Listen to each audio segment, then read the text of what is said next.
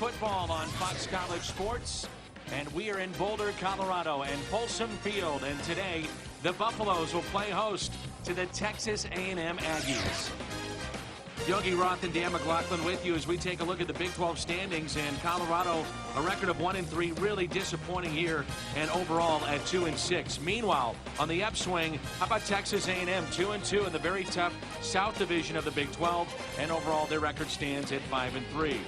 Welcome to the booth and welcome to college football. When you think about Colorado, the start of the season, Yogi, they were talking about maybe a 10-win season, heading to a major bowl, and being a competitive team in the Big 12. It has not worked out that way. The coaching staff taking some heat. So how did things change today? Well, they need to put plays together, down after down after down, play consistent football. And today, at home, they need to play with a ton of emotion to get that done. Yeah, let's take a look at some of the stats. It's a different team playing here at home, and away games, well, it's been a different story. And it's a relatively young team, and when they are at home, they're more comfortable and more confident. And today at Folsom Field, they need to play with an incredible amount of energy, a great focus, and enthusiasm across the board. When they do that, they can make plays in the running game, which is what they want to do on offense, and set up their play-action passes right there for touchdowns to a variety of their playmakers on the offensive side of the ball. And really, one of the big stories for Colorado all season has been that quarterback position. Yeah, it has. I mean, they've gone back and forth between different quarterbacks, but right now it's Tyler Hansen. He has the reins, and he has the ability to lead this team today, and they need him to where they are right now as a program. And that right there, their biggest win of the season over Kansas just a few weekends ago. Now for Texas A&M, one win away from being bowl eligible. All of a sudden, this young team has come together the last 2 weeks. They're playing really sound, fundamental football. When you look at the entire body of work, they've only played poorly in one game. When we were there at KSU, and you see those stats, what they've done the past 2 games is played balanced, efficient football. Quarterback Gerard Johnson, he's 50-50 under center and in the shotgun. And right now they're pounding the football on offense, defensively stopping people, and having success in the air. They are a very young team at the skill positions. You see some of their players coming back this week. Right now, Gerard Johnson is seeing a defense more clearly than he has all year long. They're running the ball finally behind a solidified offensive line, and they are having success and can strike at any moment. Remember, they're averaging 83.1 plays per game. This is a high-powered offense. That is amazing. 83.1. That is hard to believe. So, Texas A&M looks for a road victory. The fans are out in full force here in Colorado. A&M and Colorado next on Fox College Sports.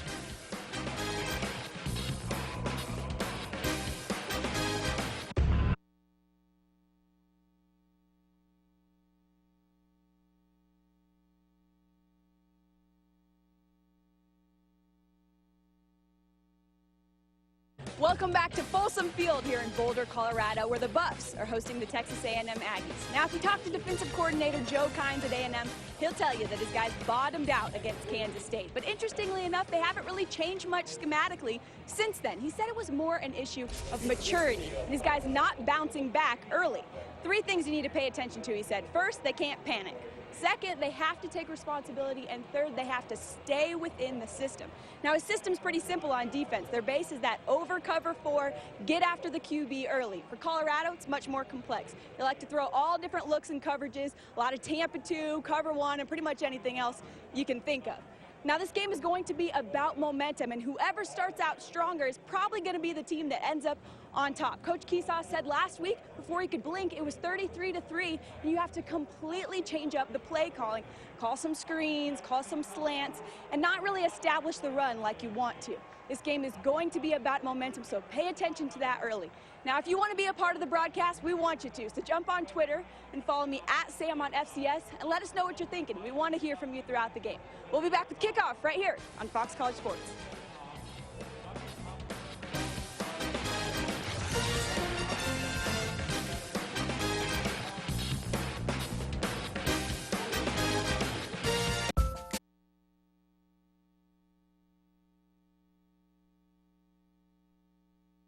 Of the ball game, and I know that you really feel that that's a key in this first possession. There's a look at the head coach of Texas A&M.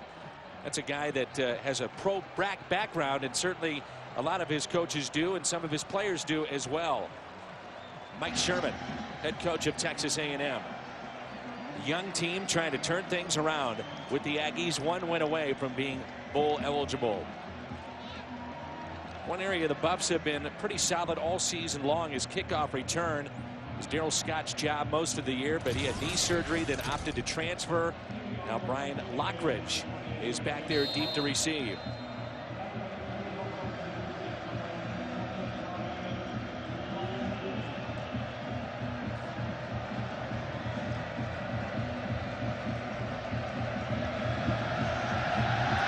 Underway here on Fox College Sports. Deep kick all the way out of the end zone, and it'll be 1st and 10 on the 20 for Colorado. Fearless predictions presented by Phillips. How about for Dan Hawkins? Number one, don't give up the big plays at home on defense. We'll get into that when they're on the defensive side of the football. Number two, Tyler Hansen. You don't need to win the game. Just manage the game. Get the snap from center, give it to your running backs, and deal it to your receivers. And three, execute down after down after down. How many consecutive plays can all 11 guys do their job? That's been the Achilles heel this year for Colorado and their offense. And it's been a lack of emotion, and it's been written about and talked about the last couple of weeks with Colorado. Fan base really frustrated with some of the lack of emotion of these games as you see a look at the numbers for Tyler Hansen. Look at him take a shot right off the bat here for Colorado to open things up. Hansen to throw, now has to scramble. He was sacked 8 times last weekend against Missouri. Let's meet your starting lineups, and that was Von Miller. We'll call his name all afternoon long. 13.5 quarterback sacks to lead the country. Up front, they have got to be better. Yeah, and Ryan Miller, I asked him about Von Miller, and I said, what do you think of this guy? And he said, bring it on. I'm a big-time offensive tackle. I love this type of matchup. And on the outside, you got to get Scotty McKnight involved early in this football game. He is their biggest playmaker, most consistent individual on offense. Nobody in the backfield, so Hansen will throw on 2nd down underneath. Well short of the 1st down marker. And that was Demetrius Sumler, a junior running back out of their backfield, as he picks up the catch. Again, Von Miller, boy, is he fun to watch. Oh, he's a special player, a hurdler in high school, one of the most athletic players we've seen all year long, and he can wreak havoc in the backfield. So 3rd down and 5. Hansen to throw. Has a man wide open, 1st down for the Buffaloes. Scotty McKnight, that's one of his favorite targets. He is 6th in the Big 12 with nearly 7 catches per game. Oh, I like it thus far. Offensive coordinator Eric Kiso. It's a lot easier to call plays on 3rd and 5 versus 3rd and 11, which has been the case thus far this season. A nice slant route to Scotty McKnight, get him involved early. And a pickup of 7 on that play and the 1st down. Hansen to run now. Scrambling and picks up 4. The nice thing about Colorado right now is you look to their sideline, they're getting the plays in much quicker than we've seen thus far this season. That means you're playing with a little more intensity, another sense of urgency, and you have to do that if you're Colorado. It's the only way as a quarterback you can get into any sort of rhythm. Young man that wears number 7 for the Buffaloes is Cody Hawkins, the son of the head coach. A lot of talk about that this year. Movement up front and a whistle in our first penalty.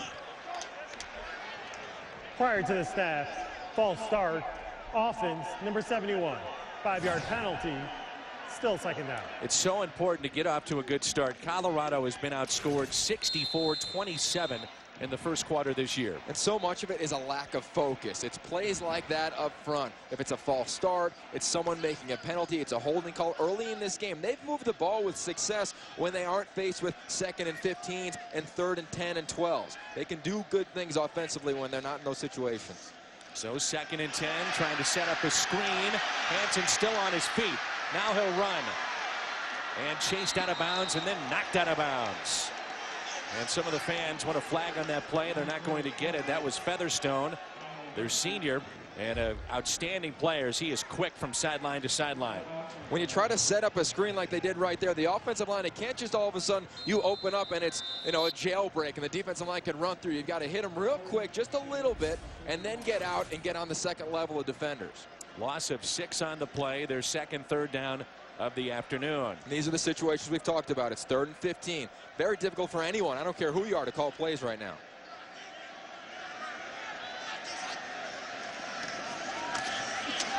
They'll throw, and there he goes. Sacked for the 1st time. And again, this has been a much maligned offensive line for the Colorado Buffaloes. Matt Moss, the senior from California, with the sack. This defensive line for Texas A&M, they love getting after the quarterback. They don't do anything special. Samantha talked about it in the open. They play a traditional 4-3 defensive front, and they say, just get after the quarterback. Ask Von Miller, what's your responsibilities? He said, I just cause havoc in the backfield. And if they do that today, there's going to be concern if you're Colorado. It's Dustin Harris back to receive. Steps up to the 37. Short return of 3 yards on that play. So Texas A&M has it for the first time this afternoon. Fielder's prediction presented by Phillips. Number one, the youth movement for A&M. They need to play well on the road. Their first 4 games, they had 41 penalties. The last 4, 18. They've eliminated those errors by those young players. Number 2, they need to get after the quarterback, and they did it on the first drive for Colorado. And 3, they need 3 big plays. On the season, they've got 60 plays over 20 yards or more, and the Colorado defense has given up 41. Today, if they make 3 big plays, they will win. Cyrus Gray, his first touch of the afternoon. Pickup of 4 on the play.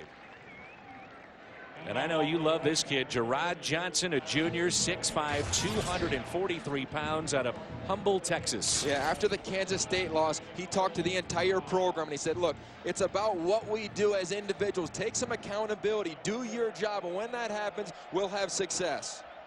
Swing it to the right side. And it looks like they'll be shy of that first down marker. That's Ryan Tannehill, who is also a backup quarterback for Texas A&M. And let's take a look at the lineups presented by Phillips. Who stands out up front? Patrick Lewis, the true freshman offensive lineman. He's been inserted the last 2 weeks as a total starter. And the offensive line, they have just come together and gelled. The running backs, both of them over 100 yards the last 2 weeks. They are pounding the rock and running hard downfield. They do pick up the first down. To the right flat it goes. And stepping out of bounds, Cyrus Gray, the sophomore out of DeSoto, Texas. And a look at the defense for the Buffaloes. What do you like here? Well, I really like B.J. Beatty, the linebacker. You're going to see him on the line of scrimmage a lot today as well. He likes to make a lot of different plays. He's going to have his hand on the ground. He's going to be standing up. He'll drop into coverage, try to confuse Gerard Johnson. Johnson in the backfield, looking over to his sideline. 4, make it 5 wide receivers now for Texas A&M. Empty backfield.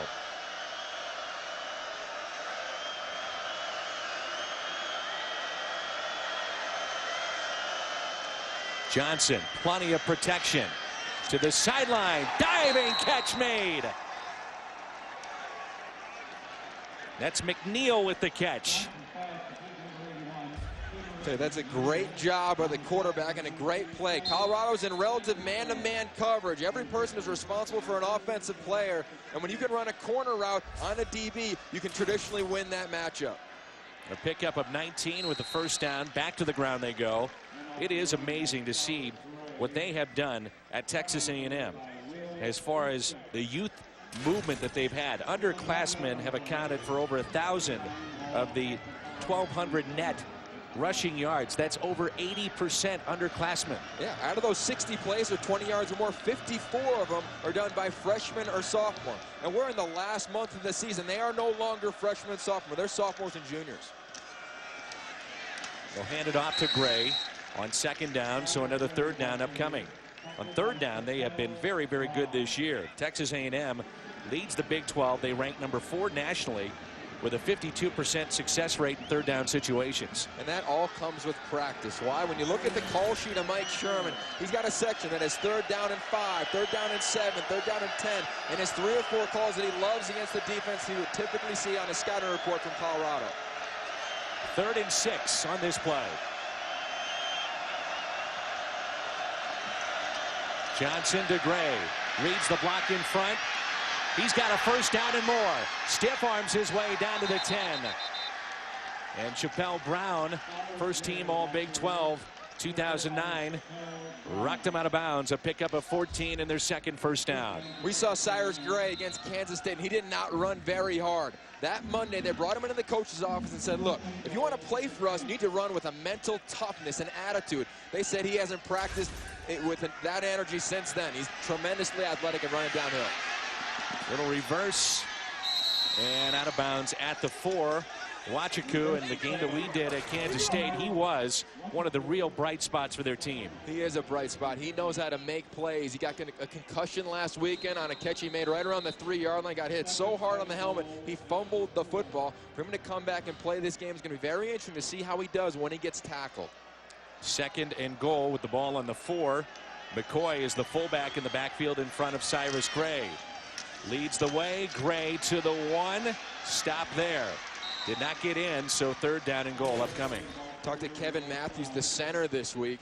He said, I love just running that inside zone right behind me and my guards. It's just man on man. I take one quick step. If I don't have a defensive line, I get to go right up to the next level on a linebacker. And I know the running backs are following me to the end zone. Look for them to run right up the middle here again behind that big offensive line. That was Benjamin Burney at the stop for Colorado. 3rd and goal. Johnson keeps it himself. Tucks it. Short. Decision time coming up for Mike Sherman. Now you're on the road. Do you put up the points and take the easy call, get the 3 points on the board, or try to get the touchdown? I love the attitude right now. Look, they're 5-2, knocking on the door of a bowl game. Let's see how they do it. For Colorado, this is going to be a great statement. And they did not get it. No, short. Wait till we look at the replay. I'm going to take you through how you can be successful on a quarterback sneak.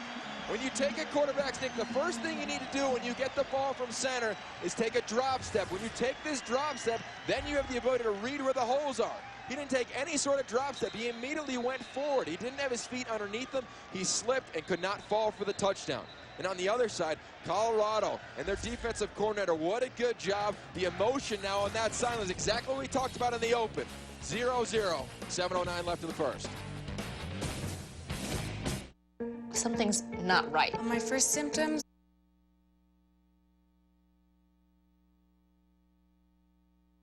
Stuff, thanks, and movement up front. And last week against Missouri, similar spot like this, Colorado took a safety. Yeah, there have been issues up front for these guys that we'll get to here in a second. Prior to the snap, offside defense, number 42. He made contact with an offensive lineman. 5-yard penalty, still first down. Colorado was rotating their center. They're going with Keenan Stevens now. They've had issues in the quarterback-center exchange. Eric Kiesau made a slight adjustment this week to quarterback Tyler Hansen's hands under center. He shouldn't have an issue today. Handed off here and stop. I want to go back to what you were just talking about, though, in the hands. I mean, something as simple as that can make a difference. Yeah, and all it is, if you can imagine taking a snap from under center, right now the ball traditionally hits your top hand first, then you catch it with the bottom hand. Right now, they've kind of scooted his hands up a little more, so the ball will hit his bottom hand as well, so then he can scoop it with his top hand, allowing for him to have a little more handle on the football. He doesn't have the biggest hands out of all the quarterbacks that Colorado's seen the past few years. Ball on the 7. And they'll stay with the running game. They'll pick up the first down right up the middle. Rodney Stewart, the sophomore. When you get a defensive line that can fly up the field, you beat them 2 ways. One is with screens, and 2 is with draws. A great call by Eric Kiesau. He's one of the more impressive guys that have been around in the country thus far this season. A great call by them. You give it to that back, he's going to make plays for you. Well, Texas A&M on their first drive, 11 plays, 58 yards. They couldn't punch it in. Colorado in their first possession, 6 plays, 6 yards. That was it. Play action, they'll roll them right to the sideline and incomplete. Looking for Scotty McKnight. That one looked pretty close. I'd like to see that replay. I thought Scotty might have had it. When you get to the sideline and make those plays, you want to chop your feet and try to confuse the official. If all of a sudden you chop him, 1, 2, 3. Ooh, you can hear the fans. Confuse the officials. He's in. It's awfully close. It's going to be neat to see if his toe is on the white or not. They will review this play. Now The previous play is under further review. When you look back to the scheme of that play, basically what it is, it's a naked for their quarterback to run. It's a play action. He can roll out as you see him throw that comeback route. He looked into me. But, you know, you're saying that without a lot of conviction. You got to have conviction. Sell me on this. Well, if I was coaching him, I would say you need to chop your feet when you get to that sideline. If not, it's going to be relatively black and white for the officials. It's spoken like a former wide receiver. Yeah, hey, I'm a receiver. I'm always going to give the benefit of the doubt to the wideout. And Scotty McKnight has a special fan in attendance today, doesn't he? Yeah, he does. Mark Sanchez made the trip up from the New York Jets. He's on his bye week, so he's here checking out his best buddy. After further review, the ruling on the field stands. Incomplete pass. Second down. Now let's remember the rule to all the fans that are upset right now. It has to be conclusive evidence to overturn that call. You know, it wasn't conclusive. You don't know if his toe was on that white right there. You kind of can see it there in the middle of your screen. That's really tough to tell. Your foot wasn't an 11.5 and it was a 10.5. So it brings up a second down. That's the first incompletion by either team on 6 total passes. He's 2nd and 10. With 5:57 to go. Watch out. The second time he has been brought down. That's the second sack for Texas A&M. This time Dustin Harris, the freshman from Livingston, Texas, coming off the corner. A nice blitz by these guys coming off the edge, coming from the boundary. Sometimes a young quarterback, your eyes aren't on the corners in terms of if they're pressuring you or not. You need to have your eyes up through the snap if you're Tyler Hansen. But Sumler has to pick him up in the backfield after the play action. He did, and now he's over on the sideline. None too pleased. None too pleased. So throwing here on 3rd and long, and he's brought down. Is the ball loose? It is. Who's got it? Ball is loose, and they're going to say that Texas A&M has it. I'll tell you what, Texas A&M is flying off the edge right now on defense. I believe that was Von Miller who got him. If he did, that's 14.5 sacks.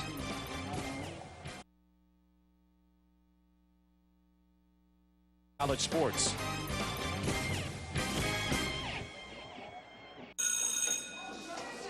Don't look at me. Your hair's a bit frizzy today. Oh, you should pick that up. Oh, you're such a dork. Loser. Here.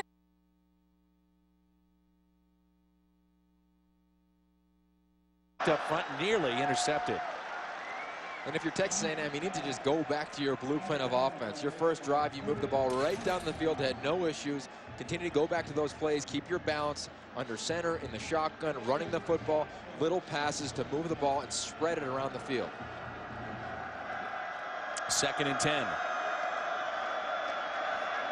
Johnson hands it off, and a pickup of maybe 5 on the play. Rod again, and on the stop for Colorado. It's so difficult to defend this offense because they can run the take stuff with the quarterback. He can keep it and run around the edge, and he can throw it and be an accurate passer. He can run quarterback draw, or they can run basic, fundamental power football, giving it to their running backs with their tight ends playing fullback for them in McCoy. Texas A&M 1 for 2 on 3rd down. Johnson to throw, wide open, underneath, the catch made. Wachaku still on his feet. They're still trying to wrestle him down. Finally, they do inside the 15. Blown assignment there, no doubt, and a pickup of 29. They had a lot of success on those underneath routes against Texas Tech a few weeks ago. Right now, it's a great job by Johnson. You'll see it at halftime. He does a great job with his eyes in the West Coast offense. Now back to live action. They'll pitch it left side. The coaching staff for the Aggies wanted a flag on that as running back was thrown out of bounds. It's Michael, the freshman, who's quick, 5'11", 206 out of Beaumont, Texas. You really like when they make a big play because they don't even give their players enough time to celebrate. And when you have young individuals on your team, you can't give them that time. That's why their tempo is what it is, 83.1 plays per game. Snap it and let's go. Ball on the 9, 2nd down and 6.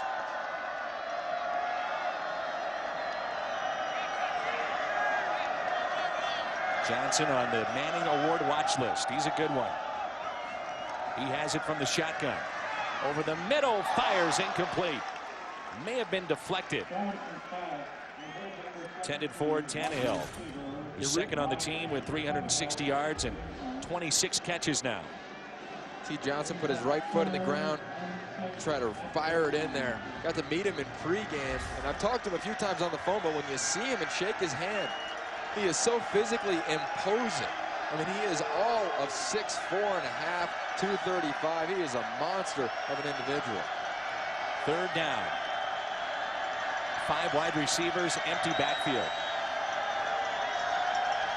Colorado rushing forward. Johnson takes it himself. He's short of the goal line, but looks like he did pick up the first down. It was Ray Polk, the redshirt freshman, in on the stop. Talking to Coach Sherman, he said he's never been around a quarterback. He's never been around a quarterback in all his 11 years in the National Football League or in college who has grown as much as Gerard Johnson has. He has all the freedom in the world to make checks at the line of scrimmage, audible out of bad plays into good ones, and right now his handle on this offense is unlike anything Coach Sherman has seen. To the back of the end zone and a touchdown. And this time for A&M, it's Jeff Fuller, sophomore wide receiver out of McKinney, Texas. His 19th catch and his 3rd touchdown this season. He's an exciting player. Came back from a broken right fibula last year, 50 catches for 630 yards. This year, just since he's been back, he's got 6 third-down receptions. He is the go-to guy when he's healthy. Talked to him yesterday in the walkthrough. He said, I finally feel about 100%. And the extra point is up and good. So Fuller, the touchdown reception after they convert on 3rd down. Texas A&M looking to become bowl eligible. They lead it early on. It's 7-0.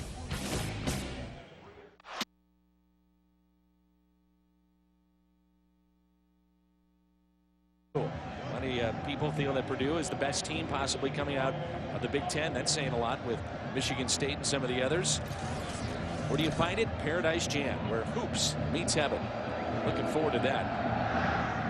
So 1-yard touchdown reception by Fuller. 7 plays, 47 yards. And the drive for Texas A&M. Almost broke that to the outside. I know you want to go back and talk a little bit about Gerard Johnson and the guys that really work specifically with him. Yeah, quarterback coach Tom Rossley, who's with the Packers. He coached in the NFL for 11 years. He's been relatively sick. He had his jaw reconstructed. They found a tumor. They had to replace it. This is his first game on the road. He's up in the booth, but in the last 2 weeks, Zach Taylor, the graduate assistant, has taken the reins of coaching the quarterbacks and really worked hard on his footwork with Gerard Johnson. And you see him thus far today with great command and great feet in the pocket. Johnson, 5 of 7, 57 yards. And he's gotten the ball to 5 different receivers. That's incomplete to the outside. Well, now Colorado, Yogi, has been outscored in the first quarter. This is astounding. 71-27 in the first quarter. So much of it is going to be their field position. Right now, including this drive, this will be their 31st drive inside the 20. And heading into this drive, they have yet to score when they start inside their own 20. So it'll be really interesting to see how they do right now. But it isn't that hard to figure out. Do things consistently down after down. It can't always be one guy or two guys making a mistake. They throw the football to the outside, spinning, staying on his feet, lunging forward. Did he step out of bounds? They may mark him about 3 yards shy of that first down marker. That's Seamus, the sophomore, very, very good player.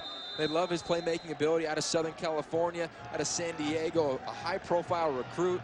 Has been on and off the field the past years, finally is healthy and playing well. They need to get him involved. You can't just throw to 21 all day long, even though he is your most consistent wide. He needs to develop Seamus. 3rd down and 4. Colorado 1 for 3 on 3rd downs underneath. And that is a completion, but it looks to be shy of the first down marker. And as a receiver, you know, 3rd down, you've got to get to that marker. And I know as a coach also, Eric Kiesau is not happy up in the booth right now because the receiver is supposed to get his depth. You know where the sticks are. It's a 6-yard route, and he didn't get to where he needed to make the first down. You see right here, I'd expect a quarterback sneak really quick. And lunging forward, did they get it? This will depend on the spot. Looks like they got it, though. Well, how about that call? Love that call. That's what you should do. When you have those big horses up front in their offensive line, you should take the snap when it's 4th and inches and have the confidence in your team and in your program. You can get 3 or 4 inches when you need it. It's a gutsy call. Dan Hawkins, 4th season at Colorado, 15-30 his record. Had great years at Boise State. Play action here. Wide open, finds a receiver, McKnight, as he's ridden out of bounds. I'll tell you, I really like the tempo of this offense and the decision-making, whether it's going for it on 4th down or getting to the next play into the huddle. They're not wasting any time. Right here, it's a simple play-action pass. He steps up in the pocket, delivers a corner route to Scotty McKnight. That is his best route, a corner route when he can separate from a defender. And versus the man-to-man coverage he's going to see today, you might see that route a few times. Well, Yogi, there's no doubt. First quarter, this offensive line has got to provide a little bit better protection. Sacked already 4 times. They'll empty the backfield here. Watch out. Has to scramble again. Still on his feet across midfield. Steps out of bounds at the 45-yard line. Another first down, so back-to-back first downs here. It's a good job by this offense. Now, obviously, pressure came and he had to step up in the pocket. But what I like is that he did step up in the pocket. He didn't immediately retreat or try to spin out. He stepped up, kept his eyes up, and made a quick, definitive decision. At quarterback, that's what you need to do if you want any type of success. Tyler Hansen is a sophomore, 6'1", 200. First start was against Kansas in that upset win, and he went 14 of 25, 175 in that game. Right up the middle, Rodney Stewart. Brought down inside the 35. And Rodney Stewart, if you don't think he has a chip on his shoulder this game, you better check yourself a little bit right now. Remember, last year at College Station, he was tackled from behind on a horse collar. It was a penalty by Von Miller that ended his season.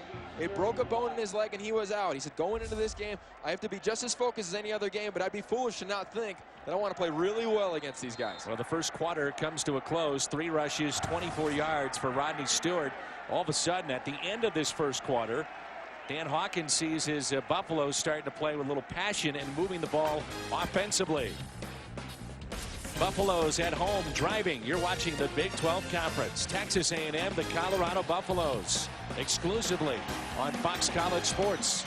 7-0 Aggies. Buffaloes driving when we come back.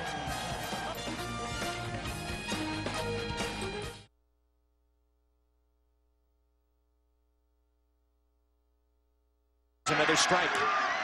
Catch made by Seamus and finally brought down at the 25. Sam, what do you have for us? Guys, I've been watching tight end Ryer Gear for this last drive to see if he was lying to me when he told me this week that he loves blocking. He said he loves it so much that when he was playing Pop Warner, his mom was a little concerned that he loved to hit people a little too much.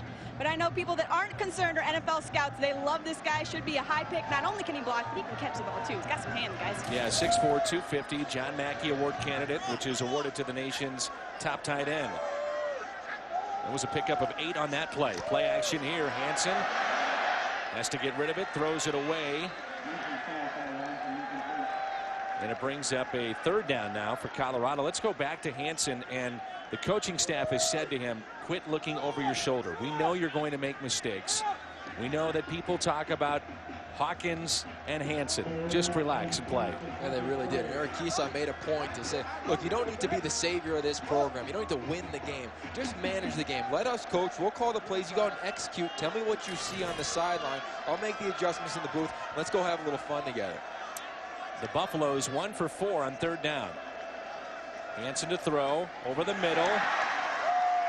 And looks like he hits his big tight end there. That's Gear. Again, 6'4", 250. And this season, with 31 catches, big target there. He's the first tight end in Buffalo's history to catch multiple touchdown passes in 4 different seasons. He's been a good one over the years. He has, and he's kind of an outlet for any quarterback. When you have your tight end who can catch and get open against linebackers, you want to use that. Hansen to the outside, one-on-one coverage there, and it's dropped. Seamus, that's a play there, and Yogi, correct me if I'm wrong here. You've got that one-on-one. You fired out there. Let him make a catch and see if he can't make a move to elude that defender and pick up big yardage. You're exactly right, and sometimes plays like this, receivers, they don't focus on catching the football. They take it for granted, don't look the football in because they're already on their first move. Remember, guys, catch the ball, then make your move. And Seamus, that's been his issue, his lack of focus on specific plays throughout this season. We saw it a few weeks ago, and it showed up right there. Brings up 2nd and 10. The ball on the 16. Hansen keeps it himself, tucks it, Brought down at the 13. So again, another third down upcoming. They are 2 for 5 in those spots. And that was Dustin Harrison on the stop. There's a look at him, the freshman from Texas. It is amazing how many underclassmen are playing for Texas A&M.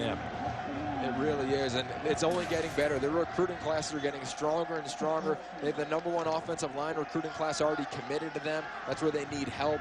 And their youngsters are just going to blossom and grow. Their skill position players are as good as anyone in the conference.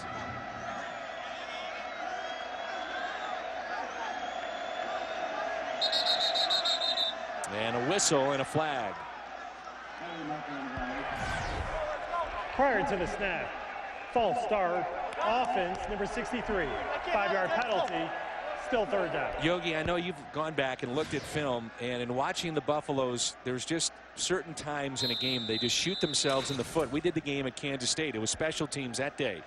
But they've had a play here, play there, where, you know, not only make it close in some of these games, but maybe potentially to win them. You're exactly right. I mean, you can go back a week ago against Missouri, and while the score was ugly at the end, they had 4 different drives where they had the ability to close it. They're down 33-17, and a penalty hurts them, a drop pass, something along those lines. Hansen deflected. Good job defensively. Knocked away by Jordan Pugh. Well, he's a good one. He's got the most career starts of any active player for Texas A&M, a senior. This is his 33rd career start today. And he's played every position in that secondary. As a freshman, he was a corner. Sophomore, he was the rover. As a junior, he was a corner. Now he's the safety. And he really prides himself on studying receivers and how they run routes. 37-yard attempt here. This is Goodman to get the Buffaloes on the board. It's up and it is good. Colorado, impressive drive. 13 plays, 66 yards, and it ends with a field goal. So the Buffaloes at home get on the board. Texas A&M will have it when we come back. It's 7-3.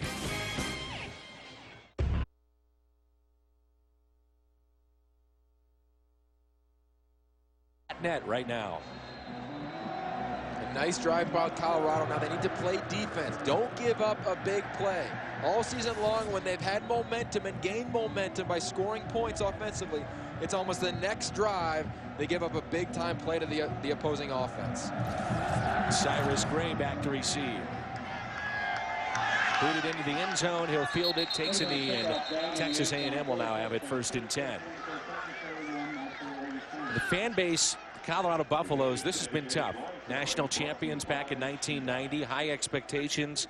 This coaching staff that came in, Dan Hawkins, 15th season overall as a college head coach, and came from a very successful program at Boise State, but really a rough situation when you think about it. He's got a highly talented kid at quarterback, and yet there's added pressure, no doubt, when that happens. Yeah, and it's not just about the guy under center. Everyone has to play well, and they haven't played a full game yet this season. A&M will stay on the ground with Gray. And maybe a pickup of a yard. A&M has had a good field position prior to this drive here. The starter on their own 41, their own 47, and this one in their own 20.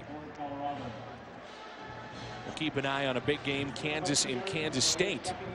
For folks that follow the Big 12 North. And Kansas State at the half, a 10-7 lead. Texas in the 3rd quarter leads 21-3 over Central Florida.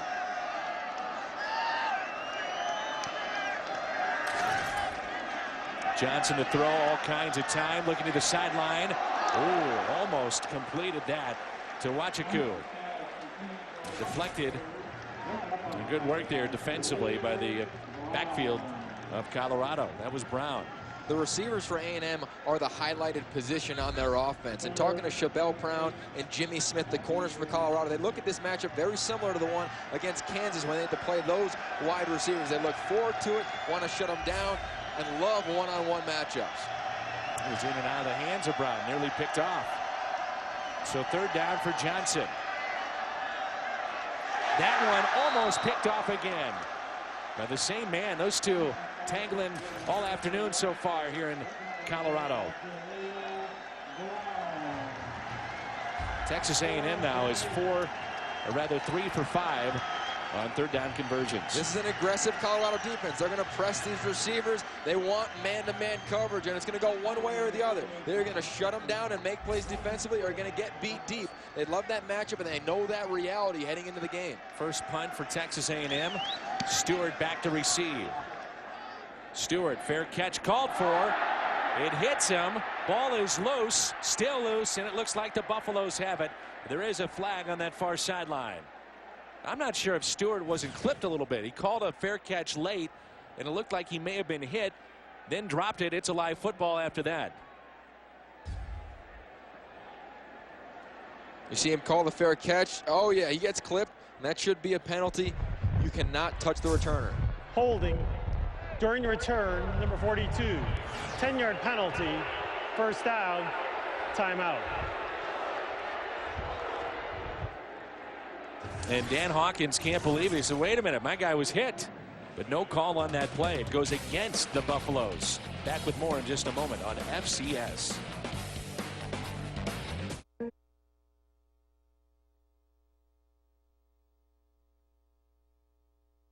On that far sideline, but regardless, it goes against Colorado. Then we saw the holding penalty. And were you thinking that maybe the defender going after the return man was held into the return man? That's the only thing I can think of right there. The benefit of the doubt is supposed to go to the return man, and I disagree with that call. When you look right there, what they're trying to do is set up those inside screens. They've used it the past few weeks, throwing it to multiple receivers. They use it with Seamus, use it with McKnight. Right there, they use it with Simmons, number 1, the JC transfer. So not bad numbers there, as you just saw for Hansen with 8 completions. 14 plays, 66 yards in their last drive. Hansen to keep it. Pops it to the outside, still on his feet. And he's close to a first down if he didn't pick it up. A great job by him. When you look at this A&M defense, the one thing they are is very fast. Tyler Hansen, he's a good athlete, but he is not 4'4" or 4'5". He's not necessarily going to always get around the edge. Right here, this is all about his desire and his determination to get the ball upfield, fall forward, take a shot, and get a first down for his teammates. And that's the type of emotion and swagger CU needs to have success this afternoon. 10.5 to go in our first half of play. And going nowhere was Rodney Stewart. You know, anywhere that he is on the field, let's talk a little bit about number 40 of Texas A&M. And that's Von Miller. You can see that at times they'll come up to the line of scrimmage. They'll find out where he's at and say, all right, boys, play's going the other way. Yeah, and you can't blame him. Right now, Von Miller is the most dominant defensive player in the Big 12. His numbers speak for themselves, but also when you break down every one of their games, whenever that A&M defense needs a big play, he's delivered. Now he is in basically a running stance. Looking deep. And it is caught! Oh, what a catch! And a flag on the play as well.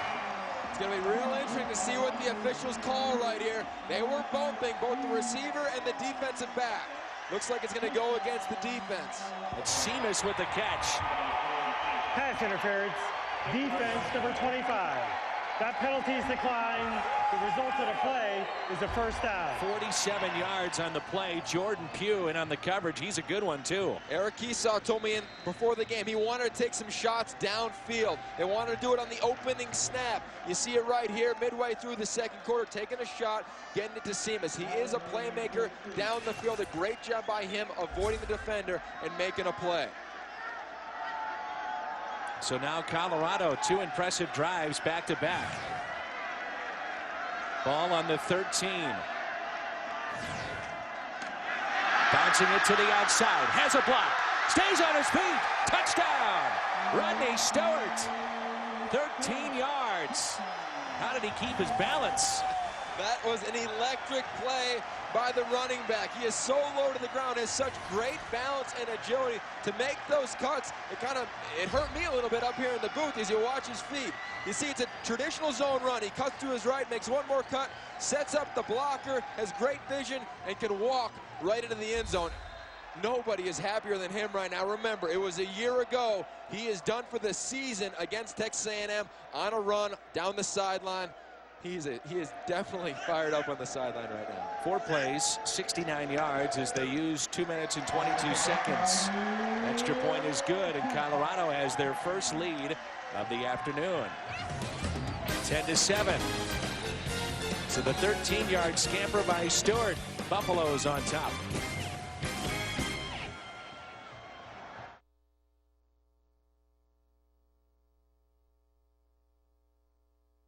They're very happy to be, and you look at that sideline, there's emotion right now. They're playing with passion, and that's what this game is all about. The X's and O's you can only go do so much with. You have to play with an energy, an enthusiasm, a focus, and then play smart. Colorado's done that so far, a quarter and a half way through this game. Stewart, by the way, and you talked about why this is so important coming off the injury, but he's had 4 carries for 37 yards. The first carry was lost for just 1 yard. And then the next 3 since have all been for 10+. So he's had some big carries since. Cyrus Gray basically from his own goal line. With room, Gray to the outside. Still on his feet. Gray, midfield, to the 30. Foot race down the sideline. Cyrus Gray all the way in. 99 yards for Texas A&M. Cyrus Gray, a dynamic ball player. We talked about it earlier in the game. Didn't play well against Kansas State. The staff brought him into the coach's office and said, look, you need to play harder, run faster, be more determined, have a better focus about yourself. Since then in practice, he's been a one-man wrecking crew, and right there his hard work paid off. And if you're Colorado, wow, that's the last thing that you needed. Wow is right. So Gray on special teams gives Texas A&M the lead right back. 99-yard kickoff return for Cyrus Gray. Little seam and see you later. Cyrus off to the races. 14-10 Aggies. Another 2 high.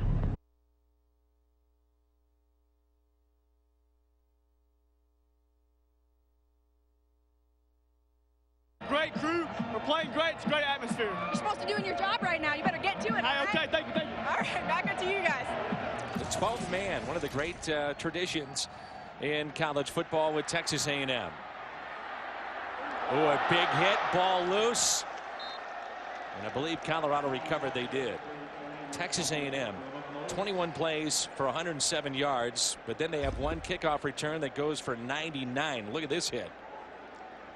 There's a point in every game where momentum can shift, and you have to somewhat sustain that momentum. So sustain it. And if you're Colorado, overcome a little bit of that adversity. And right now, they need to just put 1 play together well, and then 2 plays, and then 3 plays. Don't try to gain that 99-yard return back in 1 play. Hansen working from the shotgun. He's off to a good start. Keeps it himself, picks up a block. Good read on that play, but it looks like we got a hold on a late flag.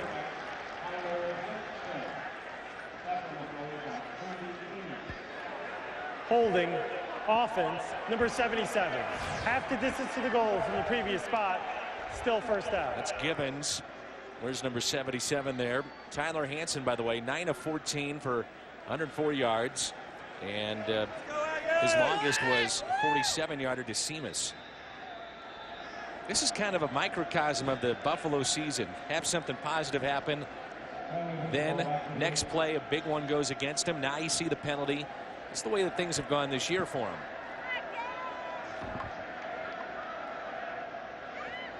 Throw it to that left side. And again, that's Rodney Stewart. Not much of a game. It's gotten real quiet here at Folsom Field, too. It really has. But it's a long game. And if you're Colorado, you just got to put successful plays consecutively back to back to back. Get the ball in your playmakers' hands. Don't allow your quarterback to take too many 7-step drops. Don't get him out of the pocket where he can get hit. Let him sit back there and deal against that basic defense. A&M is not doing anything drastically different. They're playing relative man-to-man coverage, rushing 4 guys. This is 2nd down and 15. Ooh, watch out. Big hit for Texas A&M. It's a defensive back, Jordan Peterson.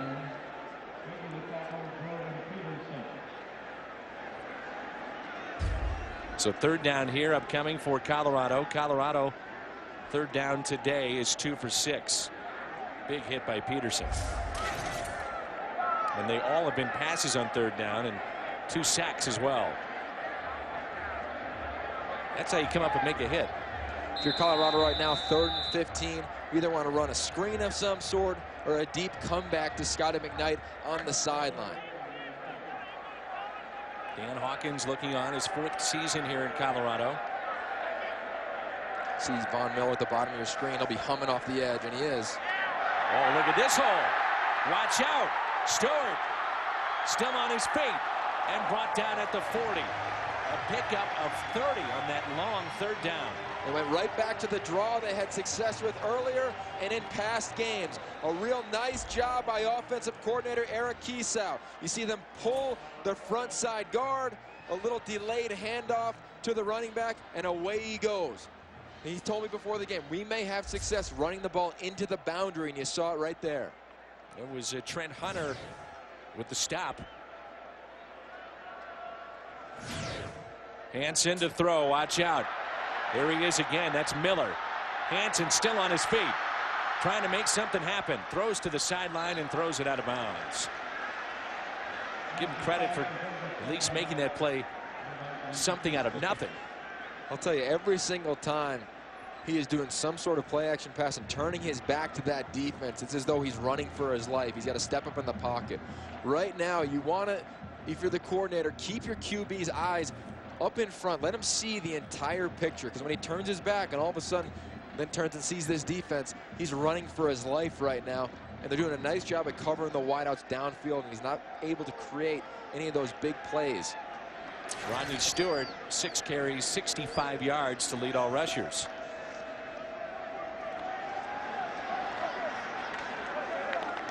A short pickup, maybe of a yard. And that's Stewart again. So that time they kept him in check. Mangan was in there, redshirt freshman out of Texas. Third on the team in their tackles.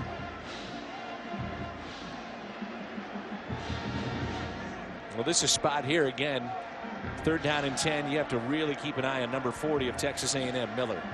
Yeah, this is where he kind of creates all that havoc in the backfield. You see him again at the bottom of your screen in a 2-point stance. They double on him. Hansen to throw. Fires it, and it's incomplete. Looking for his tight end. Deflected that time. Again by Mangan. And Colorado will have to punt it away. So you got to give a lot of credit to A&M in their back 7. They're doing a nice job of covering the receivers downfield.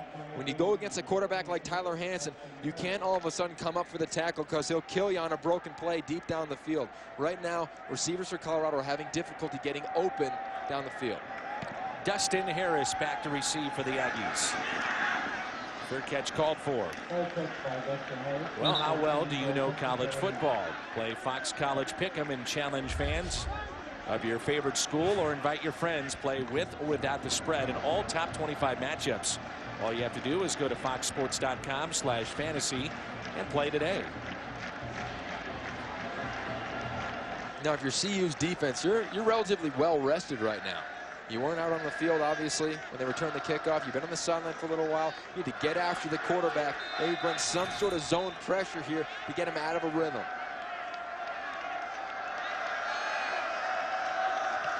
Johnson will hand it off. And that's Michael with the carry. By the way, for Colorado, 20th season as an assistant at Colorado, longest tenured assistant in the history of any sport. And today, game number 300 for him.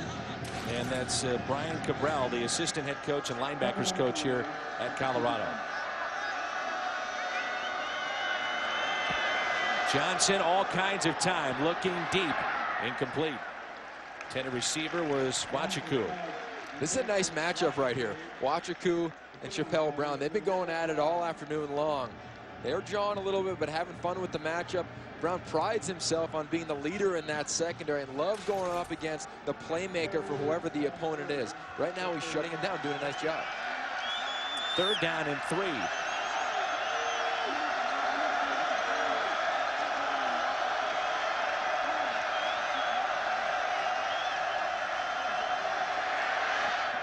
have to throw it away. They tried to set up that play to the left side, busted as they went for the screen. Yeah, they did. Right now, that Colorado defense is doing a nice job. They're bending but not breaking. They haven't given up too many big plays. They gave up one early on in the game, and it led to a score.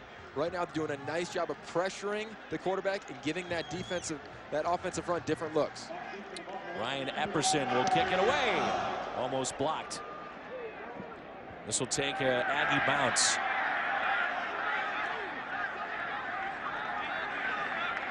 And touched inside the 25, and the Buffaloes will have it 1st and 10. And an injured Aggie on the play. 48-yard kick. It's Dustin Harris who is down. He's also on special teams for A&M. We've seen him. He's a very good cornerback. Dustin Harris, one of two true freshmen to start every game this year. He was a quarterback in high school out of Livingston, Texas. He's their punt returner. He's talented. He's a little light, but he's got a big-time future, weighing only about 168 pounds. Gerard Johnson started 4 of 5 in the ball game, but since then 1 for 6. So some adjustments on that sideline for Colorado. Yeah, I got to spend a lot of time with Dave Kennedy, their strength and conditioning coach, who's with me back at Pitt. He said, when you have a lot of young players, you need to understand how to deal with adversity. Not that it just occurs, but how to talk about it, how to speak on the sideline, how to handle yourself. And right now, it's not very adverse with them being up 14-10, but when you can't sustain drives, you can't get down on yourself. It can't be about, well, I did my job, but we didn't move the ball well. It's a collective effort, and something with these true freshmen that are playing for Texas A&M, they have to get used to that. Remember, they've been the star forever. Now tell me what you have to do here with the offense and Tyler Hansen. You're a guy that coached quarterbacks at USC, and we were talking during one of the breaks. You'd like to see a little bit quicker drops and let it rip. Yeah, let it rip. Let him do what he does, which is the 3-step and 5-step game. Keep everything out in front of him. Let him throw those hitches, slants, 10-yard curls, and then take a shot here or there. And a whistle before the play is snapped. Flag sits on the 20-yard line. Prior to the snap, false start, offense number 6, 5-yard penalty, still first down. Now, being a former wide receiver, that is inexcusable. It's uncalled for. You get to the line of scrimmage, you set your feet, and you get your eyes on the football. That's all you do. When it gets snapped, no matter if it's 55,000 scrimming or just 5, it doesn't matter. You don't move until that ball moves. That was Seamus, who had that great catch in the 47-yarder earlier. So it drops him back now, 1st and 15. Hansen trips inside the 10. His biggest issue is holding on to the football. He needs to trust his reads. Right now, you see him go outside. He's about to come back in. He gets tripped, but he needs to make these quick decisions, get rid of the football. When he does that, he has success. Even if it's a 5-yard gain, positive yardage for the youngster. Well, he was sacked 8 times last weekend, and here in the first half, already 5. And last weekend, he didn't have a chance. I don't care who was playing quarterback. It wouldn't have mattered for Colorado. But right now, get rid of the football, step up in the pocket, and make short, subtle throws. 2nd and 25. They set up the screen. It's red, though. The big man put it away. And that was Sumler that they went to. And Neely with the stop as he read it. We talked about it earlier. How do you beat a big-time defensive rush? Screens, draws. But if you're an offensive line, you want to get out to the second level, but you have to understand where defenders are coming from, particularly the backside. Whoever gets out front, and traditionally it's that front side guard, his head needs to be on a swivel and see to his right and to his left and pick up color, whatever comes first. 3rd down and 25 for the Buffaloes. 3 for 8 on 3rd down. And they'll have to kick it away, so not much of an offensive series there. And Texas A&M, we talked about field position before, Yogi, and really that's been one of the stories for the Aggies this year. It seems like they're always in good field position. That will certainly be the case here. Yeah, well, and if you're Colorado, there are no good plays to call on 3rd and 20, 2nd and 15, and right now they're shooting themselves in the foot. It's Terrence Frederick now back with the injury to Dustin Harris. Booming kick here. Frederick calls for the fair catch. And Texas A&M will have it at the 44-yard line, I believe. And a kick of 46. for the Buffaloes. Big 12, busy day on this Saturday afternoon. It is gorgeous here in Boulder, Colorado. 28-3 now, fourth quarter action. Number 2 Texas leading. K-State, how about what Bill Snyder has done? 17-7 they lead KU. And it's Baylor, first quarter action. That's at Faurot Field in Columbia. They lead Missouri 9-7. Kansas State really could turn out to be the story of the conference this year. Bill Snyder coming back, and they hold their own destiny. Chance to win the Big 12 North. They do a nice job controlling the ball on offense. And Daniel Thomas, if you haven't heard about him, watch Kansas State play. He's an incredible athlete. Yeah, we've done them, 2 or 3 different times, and we've seen Thomas, former quarterback, and now moved to the backfield as a tailback. Big body and real elusive, too. Yeah, wherever you put him on the field, he's a guy that can make plays for you. And Bill Snyder's definitely fortunate and happy to have him on his side of the football. Haven't heard McCoy's name much if you're Texas A&M as they get a penalty right here. Well, there's a little confusion there. That's a false start, it looks like. Prior to the snap, false start, offense number 65, 5-yard penalty, still second down. It looked like some of the Aggies were ready to go to a 2-minute offense, and the other guys weren't. Yeah, and remember, they are very young. That was Evan Ike. He's a true sophomore, finally starting, entrenched in that offensive line, that left guard position the last 3 games. They're going to make mistakes, and it kills you as a coach, but it's going to happen with these youngsters. Second down and 11. Johnson, 4-man rush with time, and out of play as the secondary really did a nice job there for Colorado. Not much pressure, but when that secondary is playing defense like that, nowhere to go. Yeah, they're doing a really nice job. They've got a good plan with Coach Collins. He's doing a nice job of keeping his guys in man-to-man coverage, bringing 1 or 2 people off the edge. Remember, we talked about it in the open. B.J. Beatty, number 59. He's a linebacker. You know, we talk so much about Von Miller playing the jack-of-all-trades position. He's doing the same exact thing and putting pressure on an athletic quarterback. 3 for 6 on third downs for the Aggies. Crowd comes alive. Johnson rolling to his right, fires to the middle, and it's caught. That's Tannehill with the catch. And a very generous spot. Fans are starting to boo, and Texas A&M picks up the first down with just over 2 minutes to go. It's a great job by Tannehill. You see him extend to catch the football. First of all, the credit to the quarterback, keeping the play alive, gets flushed a little bit out of the pocket, sets his feet, goes to his most reliable target, and he goes out and extends to catch the football. This time they'll keep it on the ground, keeping his feet to the outside. That's Michael. And he's ridden out of that far sideline. Everybody's all right down there. 27-yard pickup for Texas A&M. You see him, he's really doing a nice job of setting up his blocks. He acts like he's going to the sideline, cuts right back underneath his blocker, and down the sideline he goes. Now, if you're A&M, your offense is a relative 2-minute drill, so you don't need to do anything crazy right now. You've got great field position. The ball's on the 18. You're heading in the red zone. 1:48 left. Just run your offense. The previous play is under further review. So we're going to take a look and see if he stepped out of bounds. We'll get a better look here. See him on the toss, setting up his blocks. Put that right foot in the ground. Boom, get up the field. Ooh. It looked like he tied up the sideline pretty well right there. Thank goodness that one of the cheerleaders wasn't hurt here too. Watch at the very end of this play. She went flying into that sideline. Ouch. And you'll see at halftime, the dance team here at Colorado helped us out yesterday as we demonstrated the West Coast offense of Texas A&M. The dance team helped out, huh? They got good hands over there. You'll be surprised. The dance team helped you out with the West Coast offense. Yes, sir. Colorado Express dance team did a nice job. It's going to be a fun special. We'll check out here in about 1:48.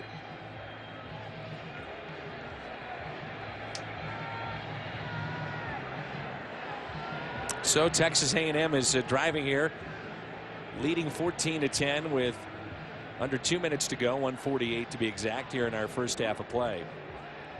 Just a gorgeous afternoon for football here in Boulder, Colorado. This time of year, you don't know what you might get. Could be snow, could be 75 degrees. That's what we have today. After further review, the ruling on the field stands. First down. So it's the second time we've seen a play reviewed. And the backs for A&M, they're doing a great job of running hard, setting up their backs, doing a very nice job here at Folsom Field. See a nice crowd, much bigger than we thought. Ball on the 18, first and 10 for Texas A&M.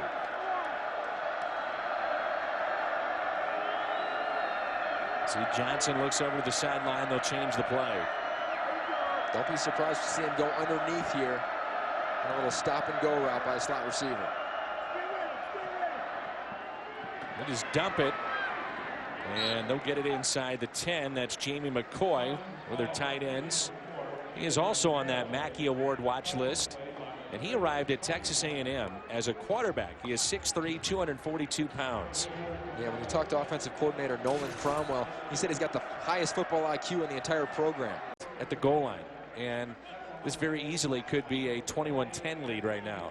Now, this Colorado defense is very confident in their ability. Why? Because the numbers don't lie. On the season, out of their 102 plays, 2,000 out of the 3,000 yards have been given up on those, averaging 22.4. On the other 434 plays, they've only netted 773 yards. So they do a nice job when they don't give up a big play. And Michael picks up the first down, first and goal for the Aggies. Clock running at 50 seconds. Both teams with 3 timeouts remaining. Michael stuffed, and the Aggies may take a timeout here. Clock continues to run, no timeout taken. Now they finally do. They wasted a good 5 or 6 seconds after that play. So that's their first timeout that they have used. And this is a team, Texas A&M, that's in the top 5 of many of the offensive categories in the nation, and they're doing it with a young team. Mike Sherman, the former head coach and GM of the Green Bay Packers, second season at Texas A&M. He was coach in the NFL from 2000 through 05, 59-43, had 3 playoff appearances, a couple of 12-win seasons. Curious about his thoughts on Brett Favre, at the age of 40, still slinging it around. He said he loves watching little Monday Night Football, watch the Packers play. Had a great time when he was back in Green Bay. And I think that's one of those teams where if you're associated with him, you're always going to be a fan. Second and goal with the ball on the 3. You can run the ball here if you want to with 2 timeouts left. They'll throw.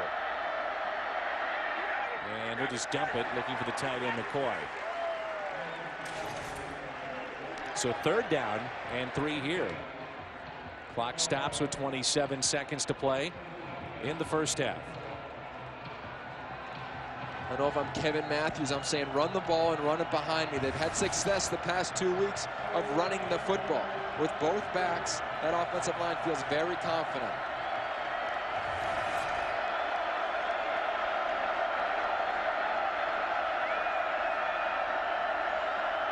On 3rd and 3, Johnson takes it himself. No indication yet if he's in.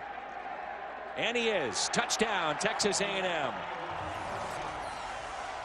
They lead it 20-10 over Colorado. A real nice job by the quarterback. He fakes the run. He keeps it, gets north and south, puts his left foot in the ground and gets up the field in that big frame, all 6'4.5", and falls into the end zone for the touchdown. 9 plays, 53 yards, which began at the 44 of Texas A&M. So Johnson picks up the touchdown, and this is to make it 21-10. Extra point is good. 17 seconds remaining in the first half of play. Johnson rushing today, 4 carries, 11 yards, and through the air 7 of 15 for 77 and a touchdown. So 10 plays, 56 yards, 241 on that scoring drive for the Aggies. Right now, 2 big plays have aided Texas A&M. One on the pass to Wachiku and the other one on the run down the sideline. We said in the open, they get 3 big plays, they'll win this game. That's been their Achilles heel, and for A&M, it's been their bread and butter. 60 plays with 20 yards or more heading into this game. On that drive, Texas A&M converted on 3 third downs. So that was also a factor in that. And the Buffaloes here at home down 21-10.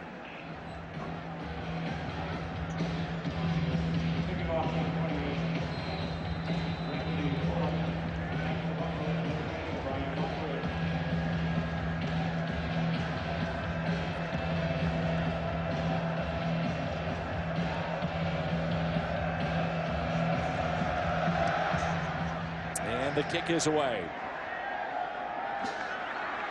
Fielded at the 4. And finally brought down near that 23-yard line. So Colorado will have it with 10 seconds to play in the first half. 21-10. They're going to go in at halftime. The message is going to be, look, we've shot ourselves in the foot on a few drives. We can't be in 2nd and long, 3rd and long. We need to do things right on 1st down. No more false starts, no more penalties. They haven't turned the football over. They've done a nice job on special teams. Obviously, that kills them. But they've played sound football when the ball's moving forward. They haven't completely self-destructed yet. I think they're going to be confident coming out of the half as well. And it looks like they're going to take a knee. And that's how the first half will come to a close. Texas A&M on the road had a 99-yard kickoff return for a touchdown. And as Yogi mentioned, a few big plays have set the tone for the first half. So after the first half of play, 21-10, the Aggies lead the Colorado Buffaloes.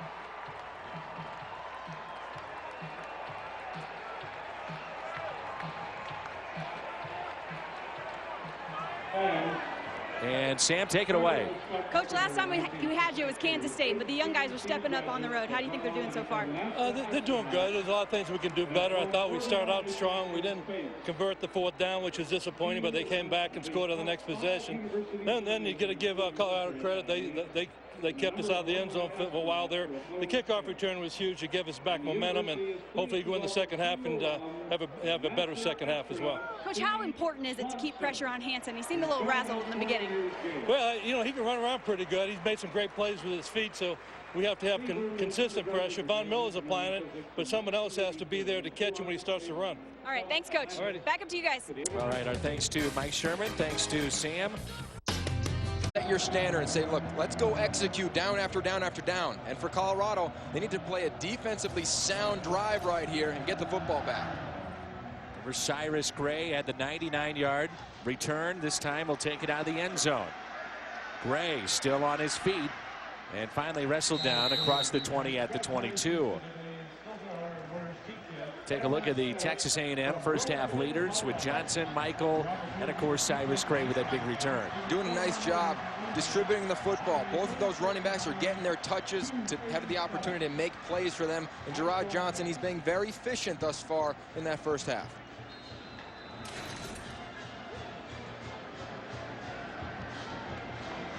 You know, Colorado now, for the past 5 games, special teams that they've given up big plays has resulted into points. Last week it was a fake field goal that they had basically practiced all week, and it still went against them. And this time it's a 99-yard touchdown return. Yeah, and special teams coordinator Kent Riddell, he prides himself on all his film study, does a nice job. He's very diligent, but sometimes it's a simple thing on special teams. All of a sudden on kickoff coverage, 2 guys go down the same lane, and it's a huge crease, and you can get exposed. There's a pickup of 5 on that play. Johnson swings it out to the left side. Catch made. Take a look at the first half possessions and what took place for Texas A&M.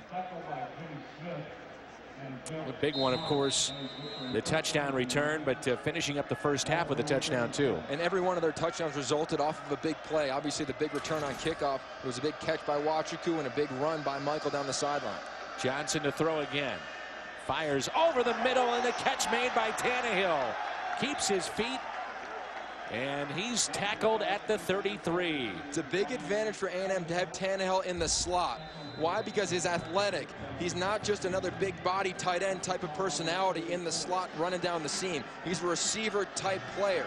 When you get somebody who can run and outrun linebackers and run away from safeties, you can make plays like that. Pickup of 29.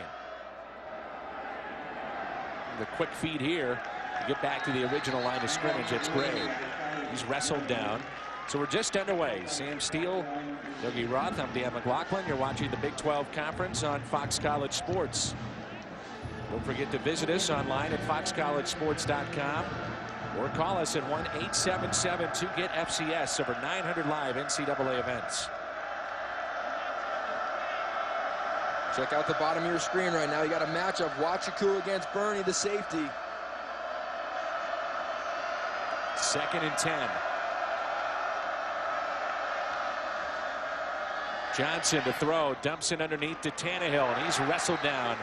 And a hard hit by Anthony Perkins, the sophomore, with his 39th tackle.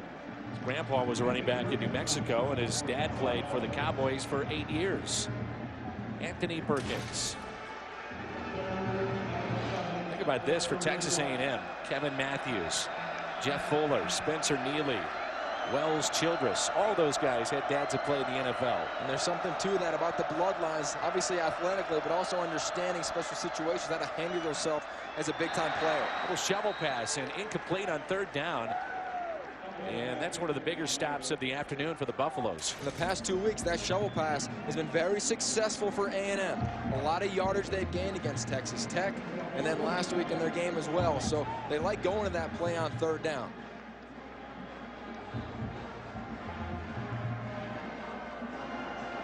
They're going to attempt a long field goal here. This would be a 48-yard try. Always watch out for the fakes in these spots, too. He kicked a 50-yarder versus OK State. It's up long enough and no good. Left side it went. So Colorado does what Yogi said they had to do. Get a stop on this first possession. It's a nice job. You see that sideline, a little emotion now. They're back into it. All of a sudden, if A&M scores and it's 28-10, you can start hanging your head, and they might have went right in the tank if you're the Buffaloes. Now, they got a little life. 21-10, let's put a good drive together. Let's keep everything in front of our quarterback. Run the ball well with Stewart. Let's throw hitches, slants, 10-yard hitches, curl routes. Let's get the guys involved that make plays for us. That's number 21. That's your running back, and obviously your QB. So the team leaders, Hansen, 12 for 19. 106. Rodney Stewart had the touchdown, and Anthony Perkins with 6 tackles for the Buffaloes defensively. Their first possession here of the second half, and a flag on the play. And this will go against Colorado. There is no play. Oh, wow. There was non-uniform staff on the field. Still first down. So there is non-uniform staff of some crew down there. And you wonder if they're going to go with the same play in the same formation. That was not affiliated with Fox College Sports. Let's make sure we get that out there. So, they jumped the gun a little bit. Everybody wants to get on the field, including you and I. Yeah. And a short pickup, if at all, for Stewart. Trent Hunter with the stop, the sophomore. Colorado needs to pick up their tempo offensively, get the calls in and out, get the personnel on and off the field, allow Tyler Hansen to get into a rhythm. It's 2nd and 9. You want to pick up about half right here. Very quiet, this crowd at Folsom Field in Boulder, showing blitz off the end. They'll pick it up. Hansen with time, delivers a strike over the middle. Across midfield they go as he finds Scotty McKnight. Great job by McKnight. He's matched up against a linebacker. He sets him up and then dips right inside of him, right down the seam. You'll see him on the left side of your screen right there. A nice diving catch. Scotty McKnight, the most sure-handed player on the team, a go-to receiver, the guy they need to get involved in this offense as they go down the field. Pickup of 23 on the play. Ball rests at the 45 now of Texas A&M.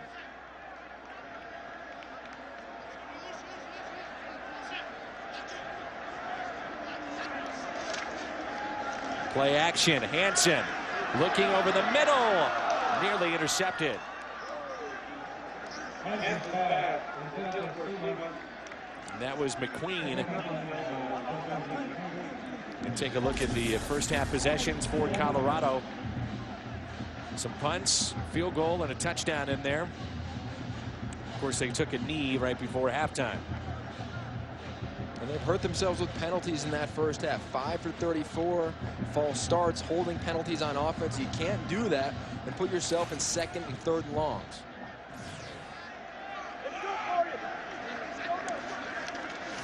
Flip it to Stewart. Gets a block. And eventually brought down. So third down upcoming now for Colorado. And the Buffaloes were 3 for 9 in that spot in the first half. Just trying to find a way to get Stewart a little room.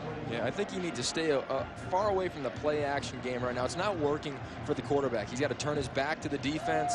Traditionally, someone is running right in his face. He's not seeing the coverage out in front of him. Right now, you put him in the gun, spread it, 4 receivers, let him just deal out there to Hitchens and get the first down. There's a blitz. Miller coming from the left side. First down and more. Knocked out of bounds at the 25. And we did not really see this from Hansen in the game that we did. But the coaching staff telling us he does have that ability to scramble in a pickup of 16. Yeah, when he's decisive and can scramble, he does a nice job. You'll see him here. He looks to his receivers, makes a decision, commits up a great block by Scotty McKnight, number 21 on your screen, and it scampers for the first down. They're at the 25-yard line, knocking on the door in the red zone.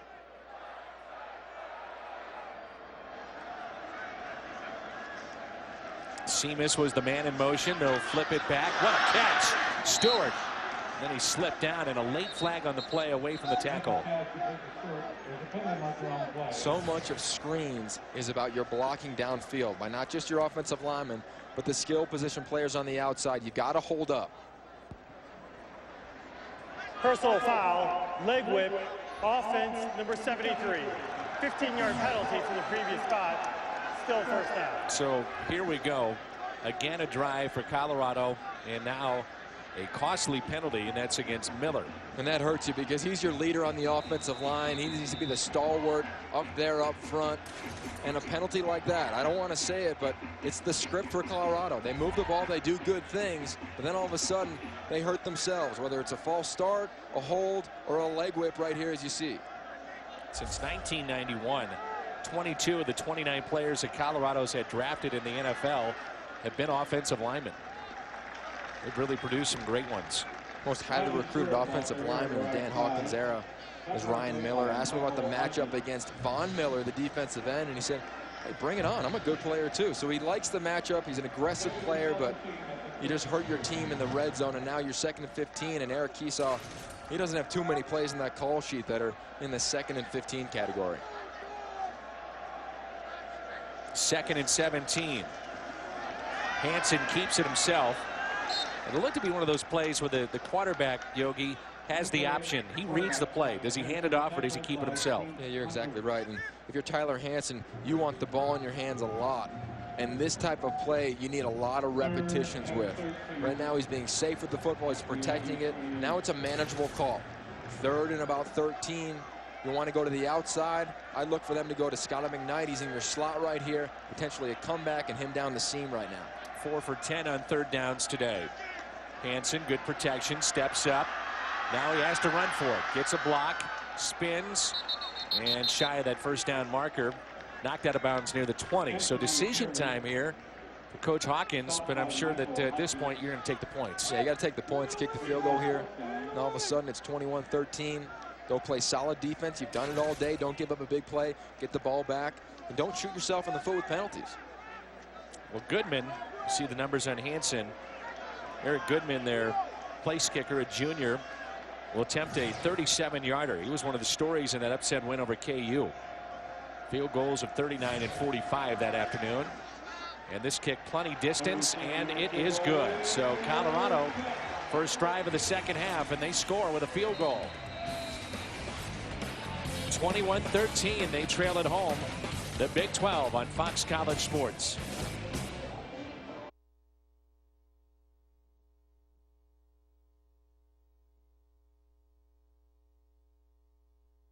With the Aggies fans, I understand.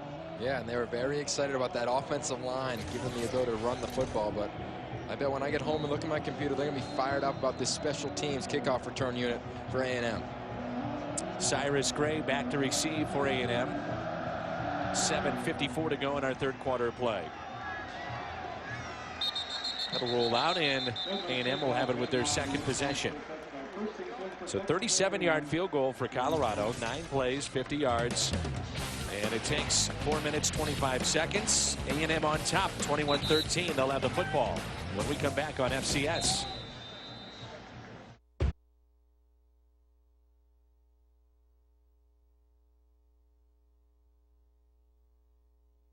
Comes from her. She's got to use her hands to create some really tasty dishes. So we got to give it to Mom on this one. Okay. Well, when I was talking to Hawk out here, he was talking about penalties being a problem. That's one of the things you mentioned too.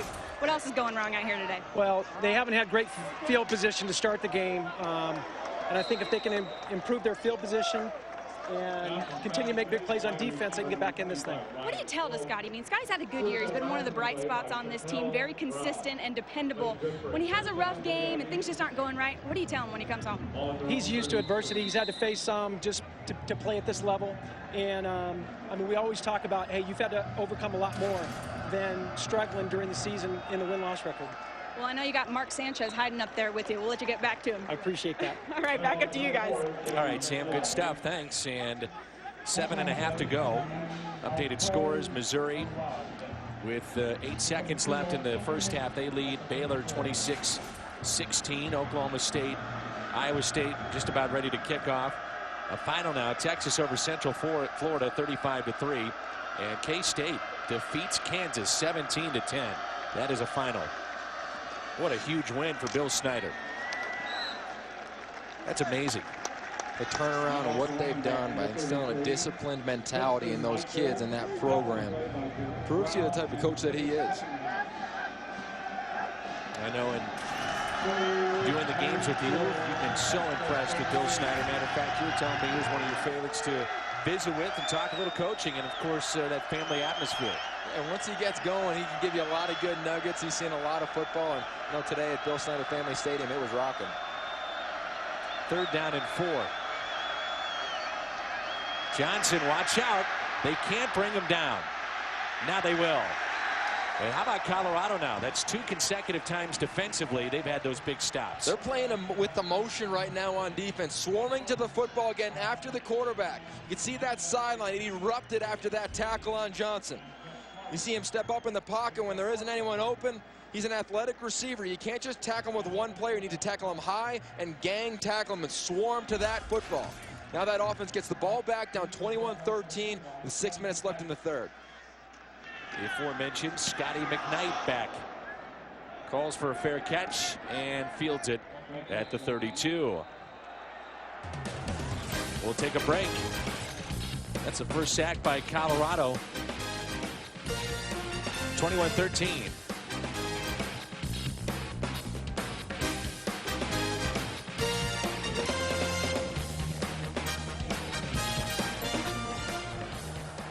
Penalty, first down, timeout.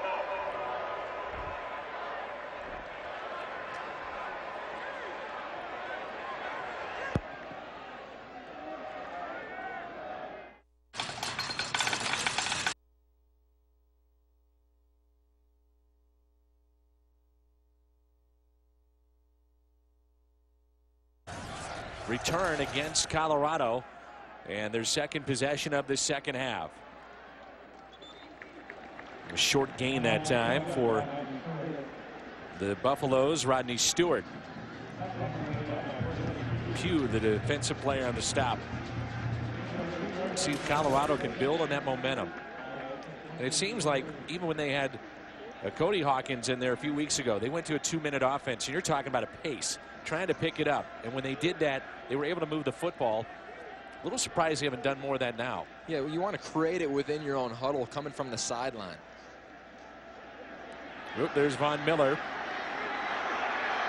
Hansen avoiding that pressure, running out of bounds, and looks like he picked up the first down. Now the way you create that tempo is by getting the play in quickly to your quarterback. You see him right there. He spins out. He's going to run out of bounds to the sideline. But the minute he's out of bounds, your next call needs to be on the way in. The huddle already getting the personnel on the field, and then let's get going and see how many plays we can get in this third quarter, because that is what can create a rhythm for your offense. So they do get the first down. Ball on their own 32. 1st and 10. Hansen running with room. First down, midfield. No flags on the play as he's knocked out of bounds. And no flags yet. Still no flags. Far sideline wants a flag, no doubt. Pickup of 30 on the play. Definitely want to see that replay there where the tackle was. It's a great job by Hansen. This is a designed run. They try to get about 8 of these per game to him. You see him hit the hole. A great job by his receiver. Seamus making the block. Down the sideline he goes. And as much as the crowd wants a penalty, that was not a penalty. He hit him when he was in bounds. And Tyler Hansen took the fall. But a play like that, a hit on the sideline, when your teammates and the fans feel like the play went against you, all of a sudden it's a different type of energy, a different type of feel. That offensive line, they want to protect their quarterback. Let's see how they do on this next snap. And that flag on the sideline. You hope you don't get a sideline penalty here. Well, I think that's what you're going to get. You traditionally get a warning in college football unless it's an excessive penalty. And Dan Hawkins is giving the official an earful. There is no foul in the play. Timeout, Colorado. Their first and a half. This will be a 30-second timeout.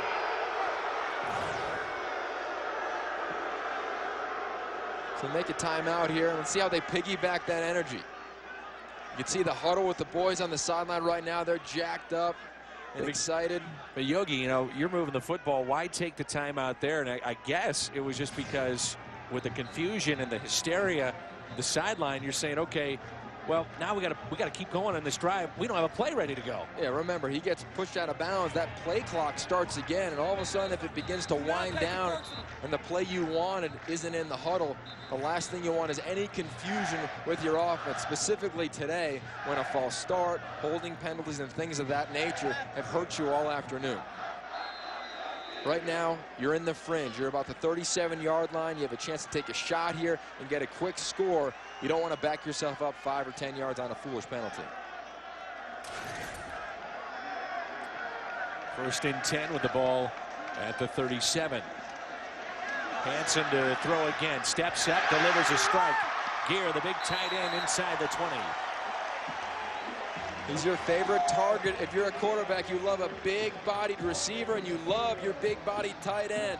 He does a very nice job of getting open.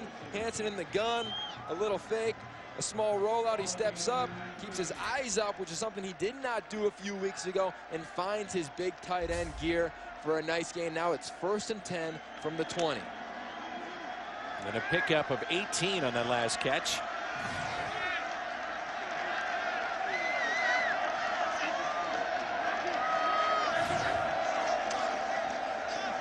Hansen trying to set it up over the middle, nearly intercepted. Oh, goodness. Jonathan Stewart would love that one back. The outside linebacker had it in his hands. Remember our key to the game. You don't have to win the game, Tyler. You have to manage the game. Keep your eyes in front. When you're falling back and your feet aren't sent, do not throw the football. Oof.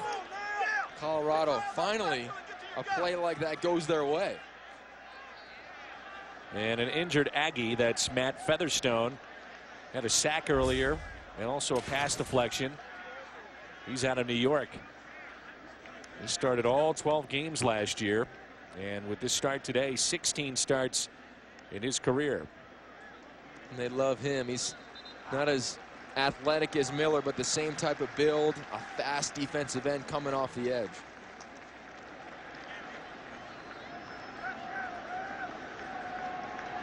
Tune in to FCS next Saturday. We'll head to Pullman, Washington. Washington State Cougars host the Bruins. That'll be at 6:30 Eastern. And that's Pac-10 football next week on Fox College Sports Pacific. And again, that's 6:30 Eastern. 2nd and 10 from the 20. Look for igniting the seam. Slipped on the play, but gets to the 15. That's Rodney Stewart. This is going to be a key 3rd down for offensive coordinator Eric Keesaw right here. It's third and about 6.5. You need to get points here. You'd love points. You don't want to come away with just a field goal. 21-13 right now. Stewart, 13 carries, 85 yards. Go with an empty backfield. 4 for 11 on third downs today. You got Miller at the bottom of your screen. He's rushing. They have to get to the 9. They're close. Looks like they got it.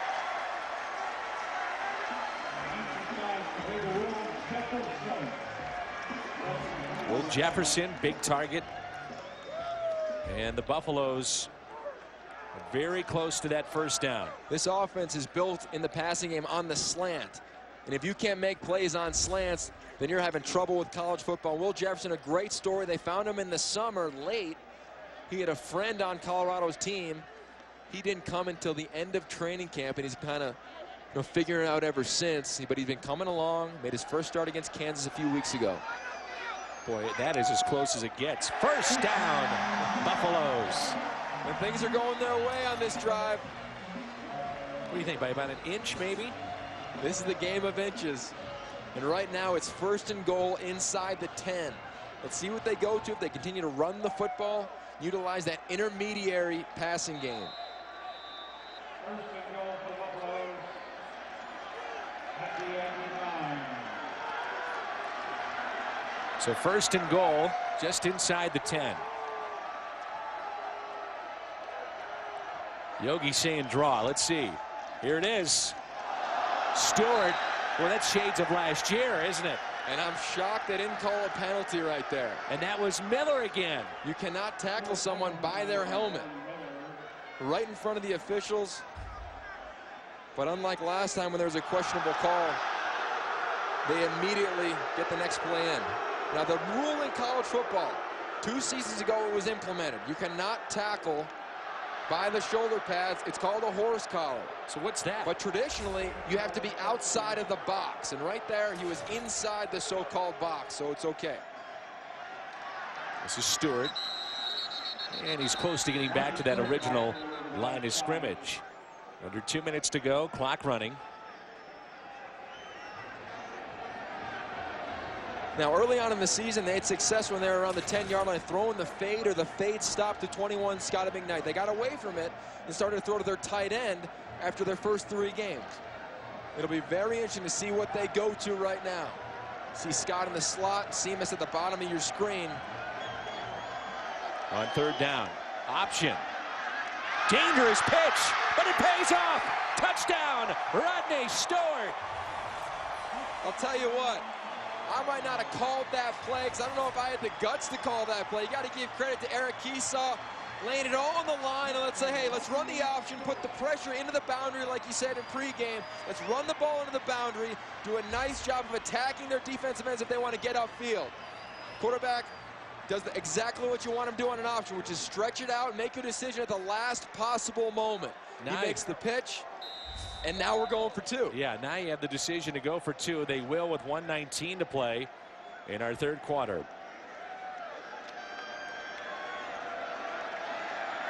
They can tie it up. Looks like they're going to call a timeout and really get this one right. Which means now, Colorado, their second of the half. boy, oh boy, now you're left with only 1 timeout left in this game. Stewart, first 6 carries. Not much, and then he had different times where he really picked things up and had carries for 10+ yards, and he's done that a handful of times. It's going to be an interesting decision here. If you go for 2, obviously, and get it, it's great. If you don't, and it's 21-19, you can still win on a field goal, but then all of a sudden, if A&M kicks a field goal, you got to score. What's the play you go with here? Well, I think you really want to go to the air. You Scotty McKnight, your tight end right here. You like your matchups. A&M is not very good defensively, last in the conference in total defense. You moved the ball with success. You obviously ran it with success, but not in these power type situations. Your big runs have been on draws and right there on the option. Scotty McKnight at the bottom of your screen in motion. Hansen to throw. Rolling to his right. They've got it. And this game is tied. 21 all. Seamus, the two-point conversion. A great job by Tyler Hansen, and here's why. A cardinal rule in football at a quarterback, you do not want to throw across your body. There's that moment when he's rolling to his right where if he continues to go, he will throw across his body. You see him on the touchdown here on the option. A nice pitch. They get in the end zone, but on the two-point conversion, a good job of not getting too extended. You see him roll to his right. If he goes another step, he's got to throw across his body. Right there, he's directly in line with Seamus. Deals a nice strike to him to his right shoulder. Catches it. We got a tie ball game. We were wondering how the Buffaloes would respond and, go back to the first drive of both halves. To start the game, Texas A&M stuffed at the goal line. They don't score. Then they're driving the first drive of the second half, and Colorado comes up with a stop in their territory. So, all of a sudden, the momentum has swung right back to the home team here with the Buffaloes. Yeah, and right now on kickoff, the special teams coordinator, Kent Riddell, said, look, guys, stay in your lanes, stay disciplined, and tackle the ball carrier. You can't get too aggressive and feed off this crowd too much. You still have to do your job. Right now, Colorado's big issue all day is being undisciplined on a few plays. A false start, a holding penalty, whatever the case may be. On kickoff right now, be disciplined, go down your lane, and tackle the football. Cyrus Gray has returned one for 99 yards. He's back to receive for Texas A&M. And Gray will have it. Will they bring it out? Ooh, he decides to. Gray is hit hard and brought down at the 15. Shouldn't do that. No, you shouldn't. Remember, we talked about it a few weeks ago. If you catch the ball 3 or more yards deep in the end zone, take a knee and get the ball at the 20. Why? Because all of a sudden, if you get tackled at the 15, the momentum again swings to that defensive unit and the kickoff coverage team. Looking for the inside scoop on your Texas A&M Aggies. Find it all at websider.com and immediately access news, info, and recruiting. Check it out, websider.com now.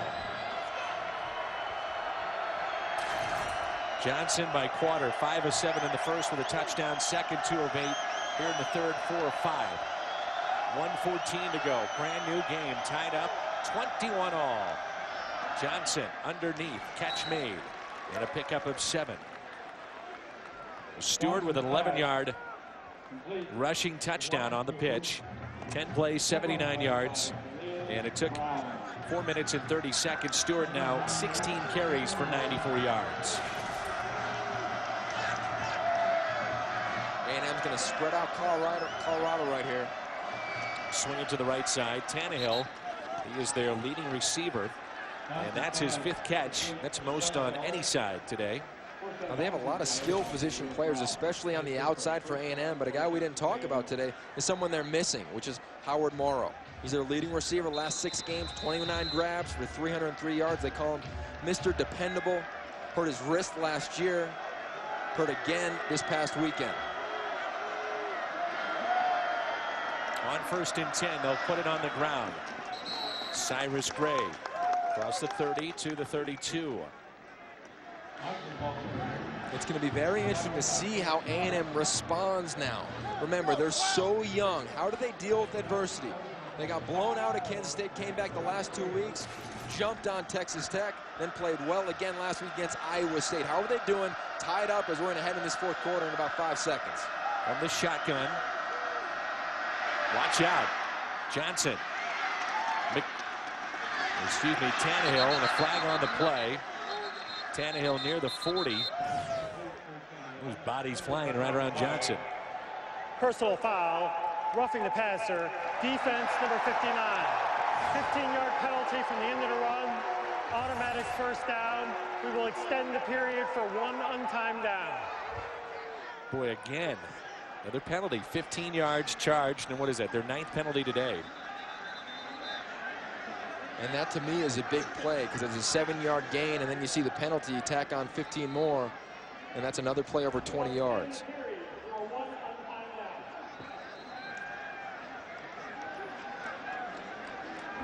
So 0-0 up on the clock, so they will have 1 play, though, counting towards the 3rd quarter.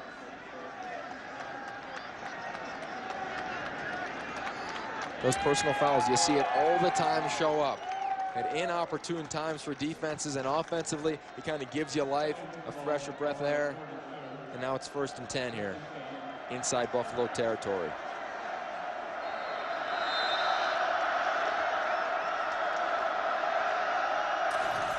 Johnson swings it to his wide receiver, but no pickup on the play. And that 3rd quarter now comes to an end after the catch there by Jeff Fuller with a touchdown reception earlier.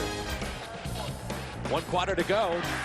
Aggies, Buffaloes tied up at 21. In Boulder, Colorado, Big 12 on Fox College Sports.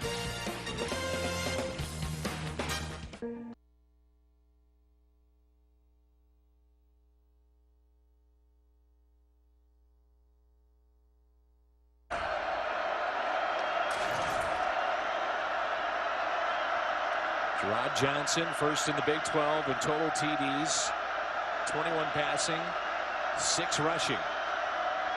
Driving his squad here. From the shotgun, Johnson lofts one down the sideline. Oh, what a catch! Wow, inside the 10-yard line with that catch. Jeff Fuller, he went up and got it. Had a chance to talk to Jeff Fuller yesterday. He is all of 6'4", 215. Way to go get the football. Now remember, Coach Kennedy, their strength and conditioning coach, was at Pitt with Larry Fitzgerald. He's constantly telling his receivers about Larry's ability to go get the football, be aggressive, getting the football. And right there, Fuller goes up and snags an incredible ball right there. A nice pass, good placement, way to make a play. That was against Jimmy Smith. Good coverage. Jimmy Smith, the top corner for Colorado. That's a matchup you want. 1st and goal. To the end zone. Incomplete. Looking for Wachiku. And it brings up 2nd and goal. The ball on the 6.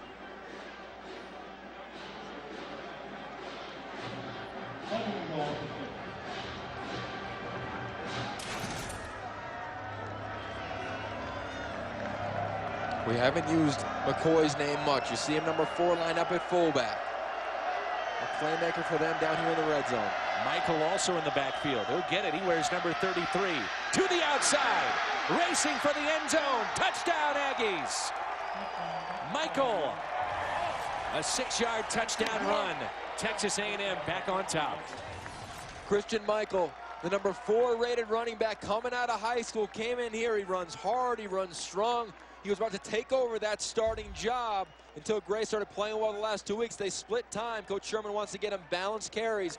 He's got a great feel right there. It's a little counter cross buck by them. They said McCoy to the left, him to the right, and he scoots into the end zone. Extra point is good. And Texas A&M on the road. If they can hold on and get a win, they would be bowl eligible. They lead at 28-21.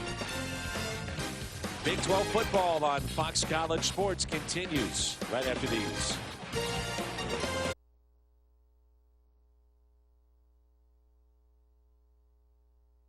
Right here on Fox College Sports. Brian Lockridge is back to receive for Colorado.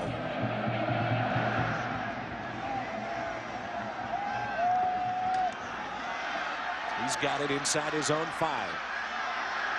And chased down from behind near the 15.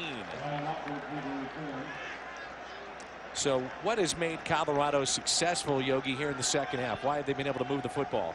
Well, they've utilized the intermediate routes. They're tight end on an out route. Receivers on slants. Scott McKnight on a basic cross. And then run your draws and your tosses and your sweeps and those types of things.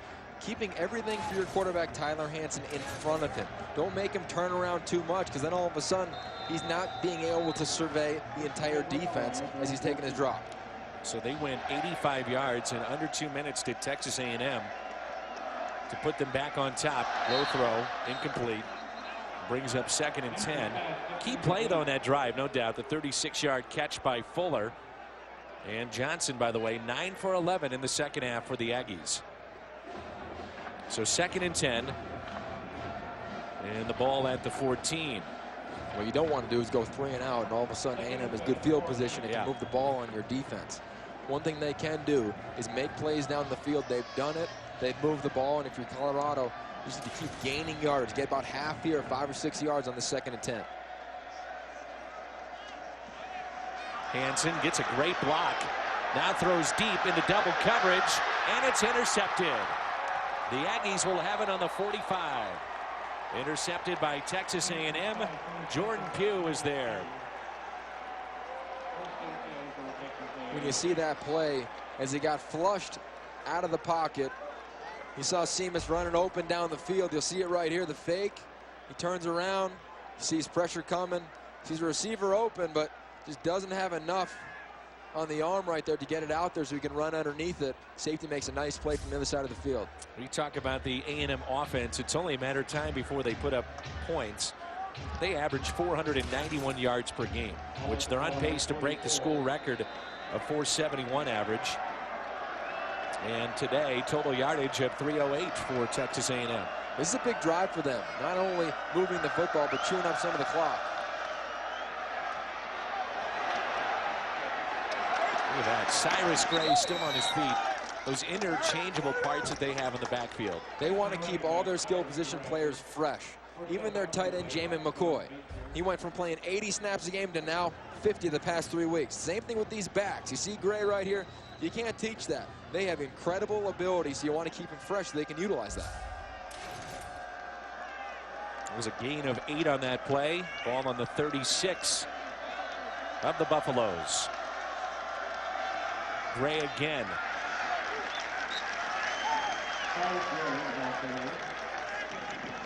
There's still a lot of time left in this football game. For Colorado now, this is a key 3rd down. A stop here, you get the football back, you force them to punt.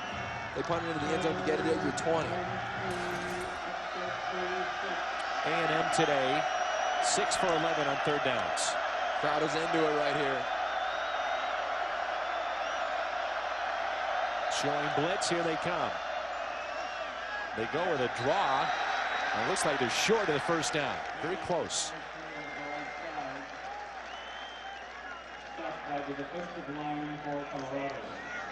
And they are short. Mike Sherman. Do you have faith in your kicker to pin you inside the 10, or do you say, hey, we got the faith in our guys to get a yard? Well, I think when you look at these youngsters on his team, they're very confident. Now, he's going to take a timeout to talk it over, but let's talk about the freshmen here, because we don't do it often, or often enough. They've been absolute stars their entire careers. All-state players. They only know how to be performers and succeed very well and positively. So right now, they get, hey, we got 6 inches. I can get it. Give me the rock, man. I'm confident as can be. We'll find out when we come back.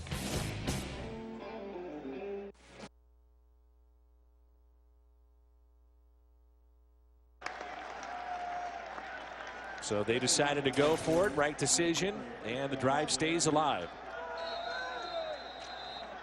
Nice job up front. I mean, this is the 3rd game in a row with the same offensive line, right behind Patrick Lewis, the big freshman, and Kevin Matthews, who's got lineage out the wazoo in the NFL and in college football. In fact, his cousin playing for the Green Bay Packers, Clay Matthews, right now at defensive end for them.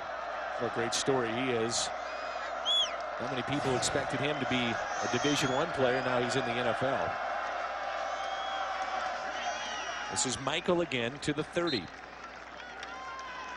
You talk about this offensive line and Kevin Matthews. He told me the day that he got put on scholarship, his entire family was in A&M visiting on Easter. When he got the phone call, he was so excited that everyone was there and got to share in that experience. He took a chance and walked on. Now to be a 2-year starter and walk out as one of the better offensive linemen in the past few years. Michael slipped. And here we go again now. 3rd down. And it'll be either 6 or 7. This is where your defense has to come up with a stop, because we've seen with Colorado, Coach Hawkins at times, his offense, it's erratic, ineffective. You know, do they have enough to come back down by 2 scores? It's a big time stop right here. 3rd and long. They're going to bring pressure from both edges. Gray in the backfield this time. They show blitz. They pick it up. Looking sideline. Incomplete. And that's exactly what you want. They brought pressure from the edges and up the middle and said, if you're going to beat us, you're going to beat us on the outside and one-on-one coverage. And they've done a nice job all afternoon long going up against number 7, Wachaku. You got to give credit to their defensive back right there. A nice job by number 23, Jaleel Brown. He's a DB of the week a few weeks ago. He's played 433 snaps. Done a nice job today against Wachaku. This will be a 47-yarder. Then all of a sudden you get this through. It's 2 possessions with just over 11 minutes to play. Kick is up, and it is good. Drill, the 47-yarder. And Texas A&M has responded now with 10 points after it was tied up at 21. Back with more in just a moment.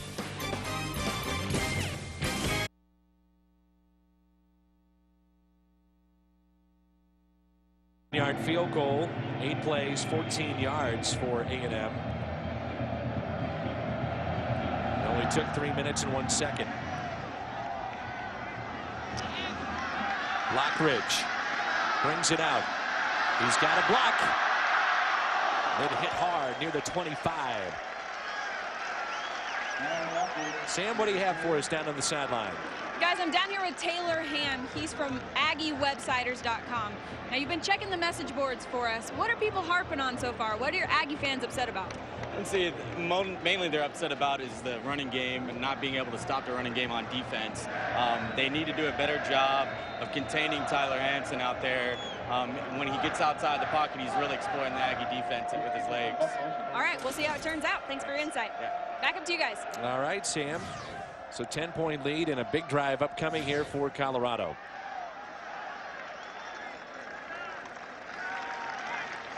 Clock continues to run.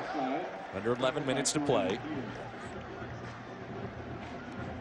It was Stewart, the ball carrier for Colorado. Stewart, 17 carries and approaching now 100 yards. You want to keep your tempo going on offense here. You don't need to score quickly, but you don't want any negative plays.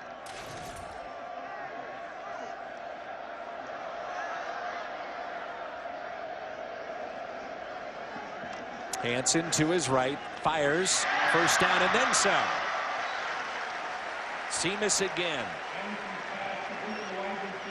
Pickup of 12 and a first down for the Buffaloes. It's a good job by Eric Casu getting him out of the pocket, letting him run a little bit, keep those receivers and that defense out in front of him, and make his decision very easy from outside in. You see him here, sprint out to his right. Offensive line just gaps everything back. He reads Scotty McKnight on the outside to Seamus on the inside. It's an easy read for him and a completion. Good play action here. Has a man and it's caught. Well, that was great play action. That sets up the pickup and the catch for Scotty McKnight. And he's been doing it his entire career, making tough catches across the middle. Nice job understanding when to body catch a football right there. You see the nice fake. The defensive end gets sucked in. He throws it. McKnight feels somebody on him, uses his body to shield him and make the play. Takes guts to go over the middle, doesn't it? Sure does, but you love that as a receiver. And a gain of 12 and a quick drive here. Spinning his way down, Rodney Stewart. A little bit too much there, wasn't it? Yeah, I think one too many moves. Remember, whenever it's a one-on-one situation, it's a lot like basketball, and you're going to cross somebody up. You just need to hit him with that basic crossover, get by him, and away you go. But it's kind of like the old Barry Sanders methodology, right? Every once in a while, he does one too many moves, but you deal with it because the one that really works, he's got a chance to go the distance, and he's made some nice runs today. One man in the backfield, along with the quarterback Hansen. Watch out. And Hansen is still on his feet. Now he'll be brought down. Remember, Yogi, 5 sacks in the first about 17, 18 minutes of this game. The offensive line has made some adjustments, and they've also gotten rid of the ball a little bit quicker, too. Yeah, you can't take sacks, especially when you're on the relative fringe, which is around the 40-yard line. Now, instead of 2nd and 10 or 3rd and 10 and just call one of your plays that you have, it's 3rd and 15. It'll be neat to see what Eric Kiesau calls here. Does he call the play where his receivers get to the sticks, or something where they can catch and run right here? So 3rd and 13. Look for the tight end now, across the middle at the bottom of your screen. From the shotgun, Hansen can run for it. Instead, he'll throw very close to that first down marker. Seamus with the catch. What do you think? Did he get it? They gave him a good spot right there. Oh, did they ever? And now it's a first down. Get the play in. You're in a rhythm right now. We've talked about it ad nauseum all day. You need tempo. You see right here, QB stepping up, sensing where the line of scrimmage is, pointing his shoulder and dealing a nice strike to Seamus.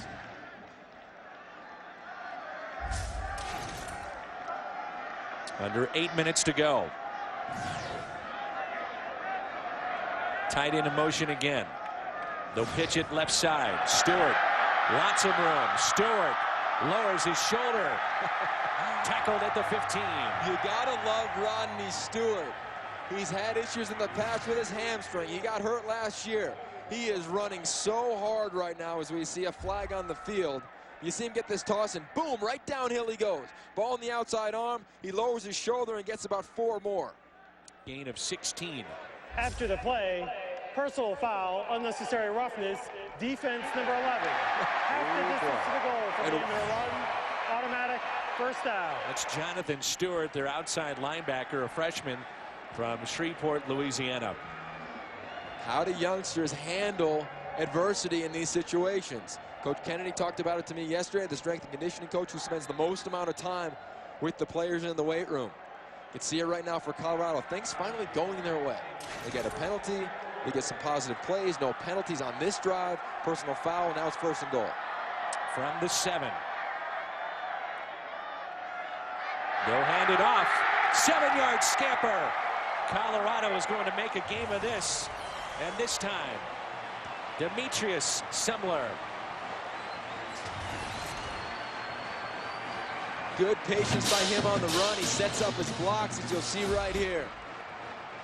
From the gun, they give him the handoff. He sets it up, reads his blocks, and he can relatively walk into the end zone. He's their most consistent guy.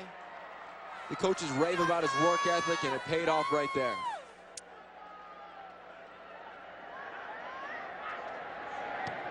Extra point good. 7:14 to play.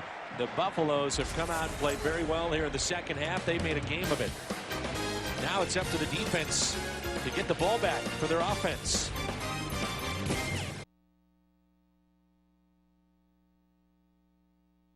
Somewhere a 7-yard rushing touchdown. 8 plays, 73 yards. It took 3 minutes and 39 seconds.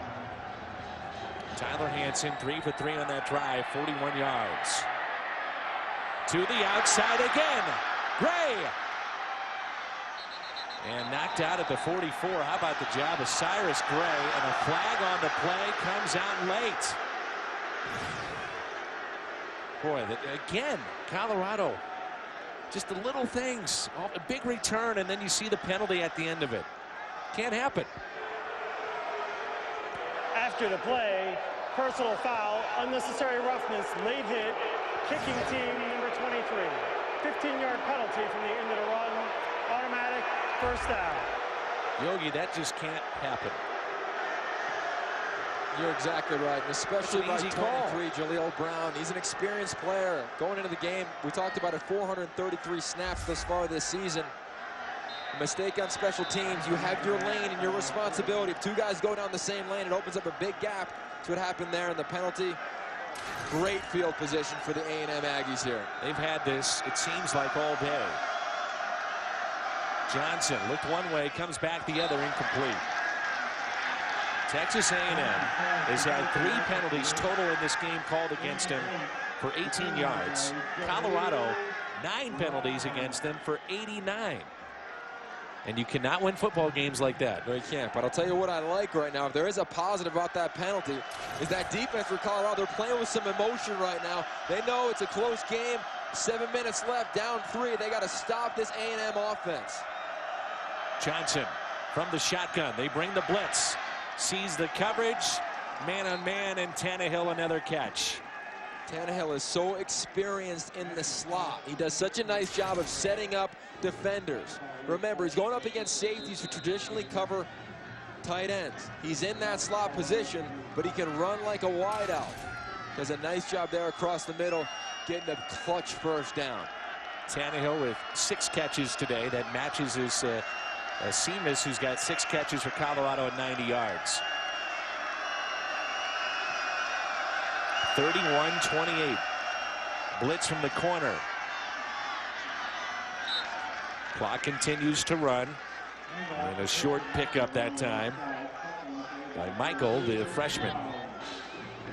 If you're Colorado, you want to save that timeout still. You only have 1 left. You got to trust your defense here to make a stop. Now, a stop doesn't necessarily mean no points. If anything, if they're going to score, just a field goal. That's right.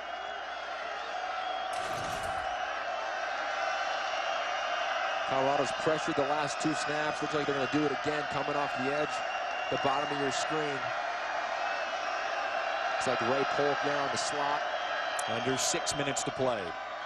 Johnson to throw. Has a man again inside the 10. And they'll have it 1st and goal. A great job by Gerard Johnson. He prides himself on all of his film study. And if you think of the next level, the Peyton Mannings, the Tom Bradys, when they recognize pressure, they know where they can beat you. He sees the pressure come from the strong side. He rolls slightly to his right. He knows he's going to get hit. He knows where the one-on-one matchup is, and he takes it again to one of his favorite targets right there. A nice job by the quarterback, and they're inside the 10 right now. Pickup of 17, ball on the 7. Johnson hit, almost picked off. You got to make those plays. You know, if you're Colorado, they haven't gone your way. You need that. You catch it, you might be going to the house for 6. Great job bringing pressure from the blind side. Johnson doesn't see it at all. This Colorado defense, they've allowed the ball to get moved on them, but when they get inside the 10, they've done a nice job. First drive of the game, they shut them down from the 1. See how they do? The field gets a lot shorter inside the 10. You could bring pressure and play man-to-man press coverage on the outside. Once again, look for number 4 right here, McCoy. This time they'll keep it on the ground.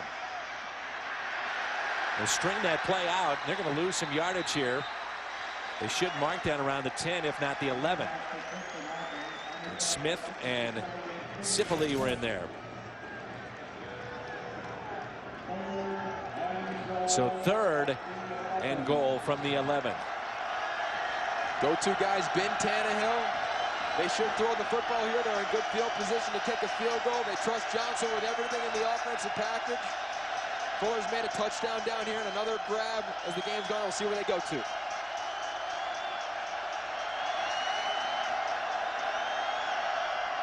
Johnson from the shotgun to the end zone. Catch by Tannehill, but short of the goal line. And they'll mark it at the 3. So, Mike Sherman, you got 4 minutes, 30 seconds left. Do you have faith that you can get 3 yards? If you do, for all intents and purposes, you probably won the game. Or do you kick the points? Well, it looks like he thought about it and decided to kick it. Which then means you get this field goal. That means Colorado, for them to win the game, they've got to go the length of the field more than likely and score a touchdown. It's a beautiful scenario here in Boulder, Colorado. We couldn't ask for a better setting. But also, don't be surprised here on a fake. You got to be ready for anything. Tannehill is the holder. A great athlete. Kick is up. It is good. So the lead goes to 6 for Texas A&M. It's a really nice job by defensive coordinator Coach Collins for Colorado right there. He pressured that entire drive. And on 3rd down, he showed blitz, decided to pull everybody back and played coverage, and made sure they kept everything in front of them, knowing that they had to score. We've had some great games this year. We'll probably have another one next weekend. Next Saturday, Fox College Sports in Pullman, Washington. Washington State, the Cougars will host UCLA, the Bruins, 6:30 Eastern. Catch Pac-10 football next week on FCS Pacific. Be an exciting atmosphere up there in Pullman. Been up there a few times. Should be a little chilly. Fun to watch those 2 teams. Rick Neuheisel trying to get the Bruins going. So here we have 3:59. We talked about, unfortunately for Colorado, they burned those 2 timeouts early on in the second half. And you wonder if that comes back to haunt them now. Well, there's a lot of time left. You should just play with a good tempo and good rhythm and know that you don't have to win the game on one play. Put a nice drive together. And really, you'd love to not leave much time left on the clock. By the way, Texas A&M has yet to convert on third down this half. They're 0 for 5, but yet 8 plays, 37 yards, took 3:07 with the field goal, a 6-point lead. Short kick here. Taken at the 12 with a little lane to the outside, and the kicker has to make the stop at the 40-yard line. So here we go. Good field position. You couldn't be more happier. You're set up nicely. You're on the right hash. You're going into your crowd, into your fans. It's a home game. See what we can do right now of your offensive coordinator, Eric Esau. He said heading into this game, he only got to about 70% of his play calls because of the situation of the game. Whether it's 33-3 at half against Missouri or whatever game it may be, finally he's getting to his entire game plan. We'll see what he goes to or if he repeats calls that have had success thus far this afternoon. That was a return of 28, so the ball on the 39 for Colorado. Working out of the shotgun now. And a flag on the play. Prior to the snap, delay game, offense, 5-yard penalty, still first down. That's now 10 penalties for 94 yards, and that's inexcusable coming off the field after a kickoff. You're exactly right. There's no other way to put it. And as frustrated as you and I are, I can't imagine being in the booth or on the headset on the sidelines of Colorado. There is no excuse. See what they go with on 1st and 15. They've already dug themselves a hole here. Hansen to throw. There he is. That's now 15.5 sacks this season. That not only leads the Big 12, that's the entire country. He is humming off the edge. You see him right there. He does a nice job. He's relentless. They actually have him coming from the backer position right there as he pushes his way through that offensive line and gets after the quarterback. Defensive coordinator Joe Kynes came from Alabama, 4 years in the NFL. He loves coaching this guy. I would too. Good play. Hansen, a little shovel pass as he was going to be brought down. That was Sumler, who has a second-half touchdown. Von Miller, by the way, they call his position the jack position, and they say it's there to utilize his first step. They say that he might have the quickest first step in all of college football. I believe it. Now right here, it's a 3rd and about 16 or so. You don't need to get the first down. I've been in this situation. Remember Notre Dame SC a couple years ago? Same deal. Get half right here to give yourself a good opportunity on 4th down. Hansen to throw with time. Has a man wide open to the 40, down to the 30. Seamus again. This is a guy they've wanted to arrive, and today's his coming out party. Marcus Seamus, he's been inconsistent through most of his career. Thus far today, he has played exceptionally well. A great job by quarterback Tyler Hansen. You see him right there, the token fake. He steps up in the pocket. He doesn't try to go right or left. He sees the defense, sees the coverage. His receiver comes into the open lane, and he deals it to him on a nice over route and a big gain in Colorado. They are inside the 25-yard line. That's a 44-yard pickup. Hansen, middle. Oh, what a catch! What a catch! Colorado has tied it up. A one-handed grab by the tight end. You got to be kidding me. In big games, you've got to be willing to make big plays and willing to take a shot at a big-time throw right there. Tyler Hansen instinctively puts that right foot in the ground and drills a seam route, and a great catch by the tight end. Nice job. This is a player who's played a variety of positions for him. Patrick Devaney out of California, 5th-year senior. Unbelievable. Now to take the lead. Kick is up. It is good. College football, man, you gotta love it. Heading into this game, the staff was almost, in the crowd's opinion, on their way out. All of a sudden, they've competed, they came together, and they have the lead with 2 minutes left. But let's not think this game is over. Well, that's the thing, is that you get greedy when you score like this. You have the lead, but still plenty of time on the clock at 2:04. The Aggies, if you're wondering, with 2 timeouts left. Colorado with 1. One of the stories today, the wide receiver Seamus with 7 catches for 133. Coming into this game, he had a total of 12 catches all season long. What a catch by that young man there, the tight end. Great job by him. Nice job by Hansen stepping up in the pocket and drilling a seam route. Great concentration to make that catch. Now, if you're on the sideline and your special teams coordinator, Kent Riddell, you're telling your guys, be responsible of your lane. Stay in your lane. Be disciplined right now. If anything, avoid to the football when you run down the field. We've been beaten twice already on big-time kickoff returns. Field position will be crucial. And when you go about this Texas A&M offense, they don't need to do anything different. They don't need to all of a sudden get into 2-minute drill. They average 83.1 plays per game. Their tempo is 2-minute drill. That's the world they live in.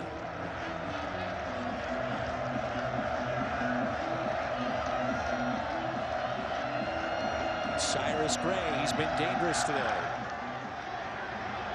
They kick to him, but it's plenty deep, and he should stay in the end zone. Oh, he thought about it. He wanted to take it out, but he'll choose wisely, and it'll be 1st and 10 on the 20 for Texas A&M. Again, still plenty of time with 2:04 to play. It's a great job by the sophomore Cyrus Gray. Most guys want to take it out and have an answer to the great play that Colorado just made. Let's just give us the ball at the 20. Let's go do what we do and make plays offensively. Now, if you're A&M, remember all the young players that have played for them.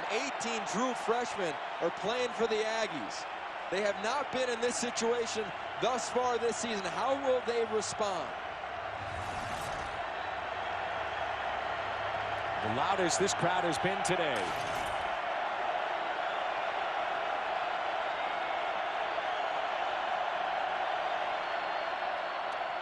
Johnson to the sideline, incomplete. Tell you what, when you go back and look at the whole body of work, they won a close one, 38-30 over Utah State the second week of the season. Lost another close one. They lost it to Oklahoma State 36-31, but they were on defense to finish the game. Right now, they're on offense with a chance to win the game. Their running backs, their young offensive line, how are they going to do? Their leading receiver is out. This is Gerard Johnson time right now. He lives with these moments. He loves it, he said. Johnson over the middle. Tannehill the catch, and they pick up the 1st down. If you're wondering, the longest field goal this season for Texas A&M, 50 yards, and that was a 50-yarder against Oklahoma State, and the longest for A&M since 2000. So you'd have to get to the 33 of Colorado. Tannehill now 9 catches, 100 yards. They're showing blitz. They pick it up to the sideline, incomplete. 2nd and 10. 1:36 to play. The scary thing about Johnson is he can make every throw. He can easily make across the field comeback throws, seam throws, slant throws, and obviously if nothing's there, he can tuck it and run. But if I'm him, I'm looking to number 17 and number 4. We haven't called out McCoy's name yet. He's due for a play.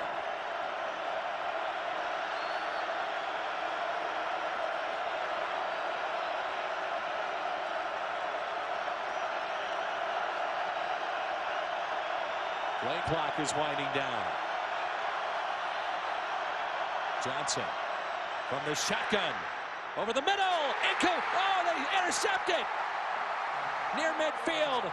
Interception. Perkins.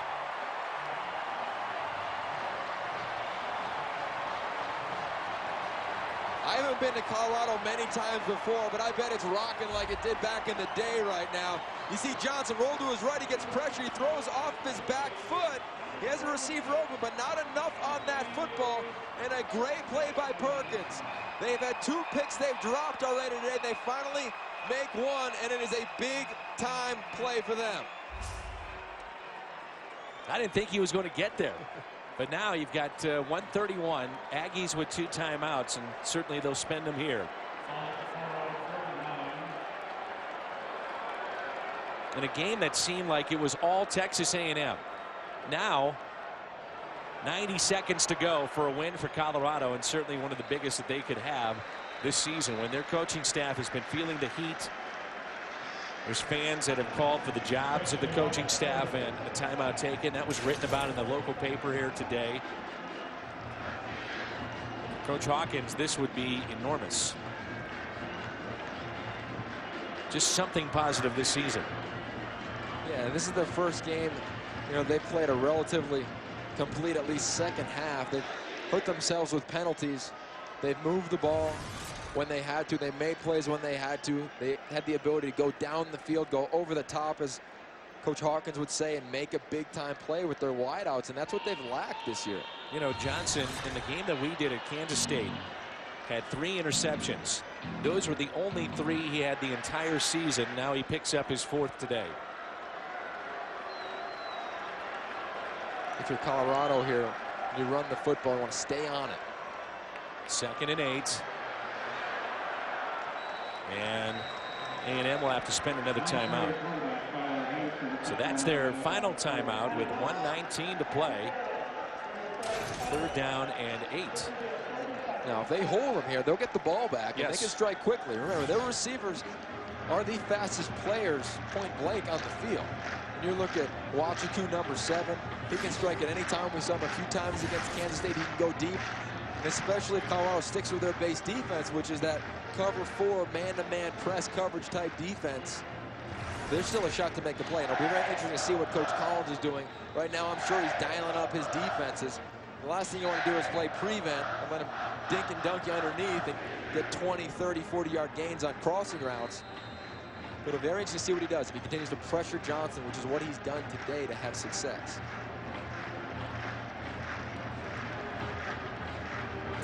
So 3rd down and 8.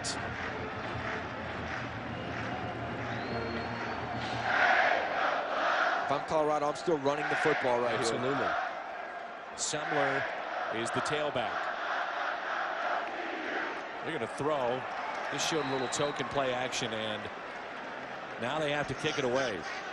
They have man-to-man coverage on the outside. If anything, take a quick 3-step drop and throw a fade route, take a shot at it. But right now, they're going to punt the football, let the clock wind down. Interesting to see if they take a penalty, delay a game. Yeah. That's 8 sacks today for Texas A&M. Clock continues to run at 50 seconds now. I would assume they take the delay of game. Yeah, they will here. And let's not forget, when you look at A&M's offense right now, they're not just figuring out what they're going to call in 1st and 10. They're going to say, okay, guys, our offense, while it is a relative 2-minute drill, now we really have to dial into that 2-minute type mentality.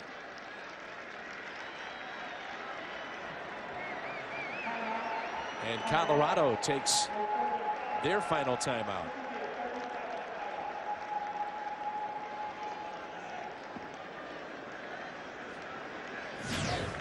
So A&M's going to come after this punt right now. They should have everyone in for Colorado protecting the punter, get the ball off, and then go cover. A&M is dangerous in the return game. Interesting to see who they have back there. Dustin Harris used to do it. He got hurt early this game. They have Wachiku deep. Player who can strike. Terrence Frederick.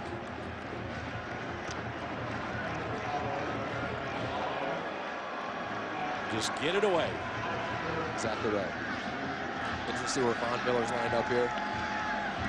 And they do. Frederick has to come up, way up to field this. He touches it. It's loose. Colorado's got it. This should be the ball game.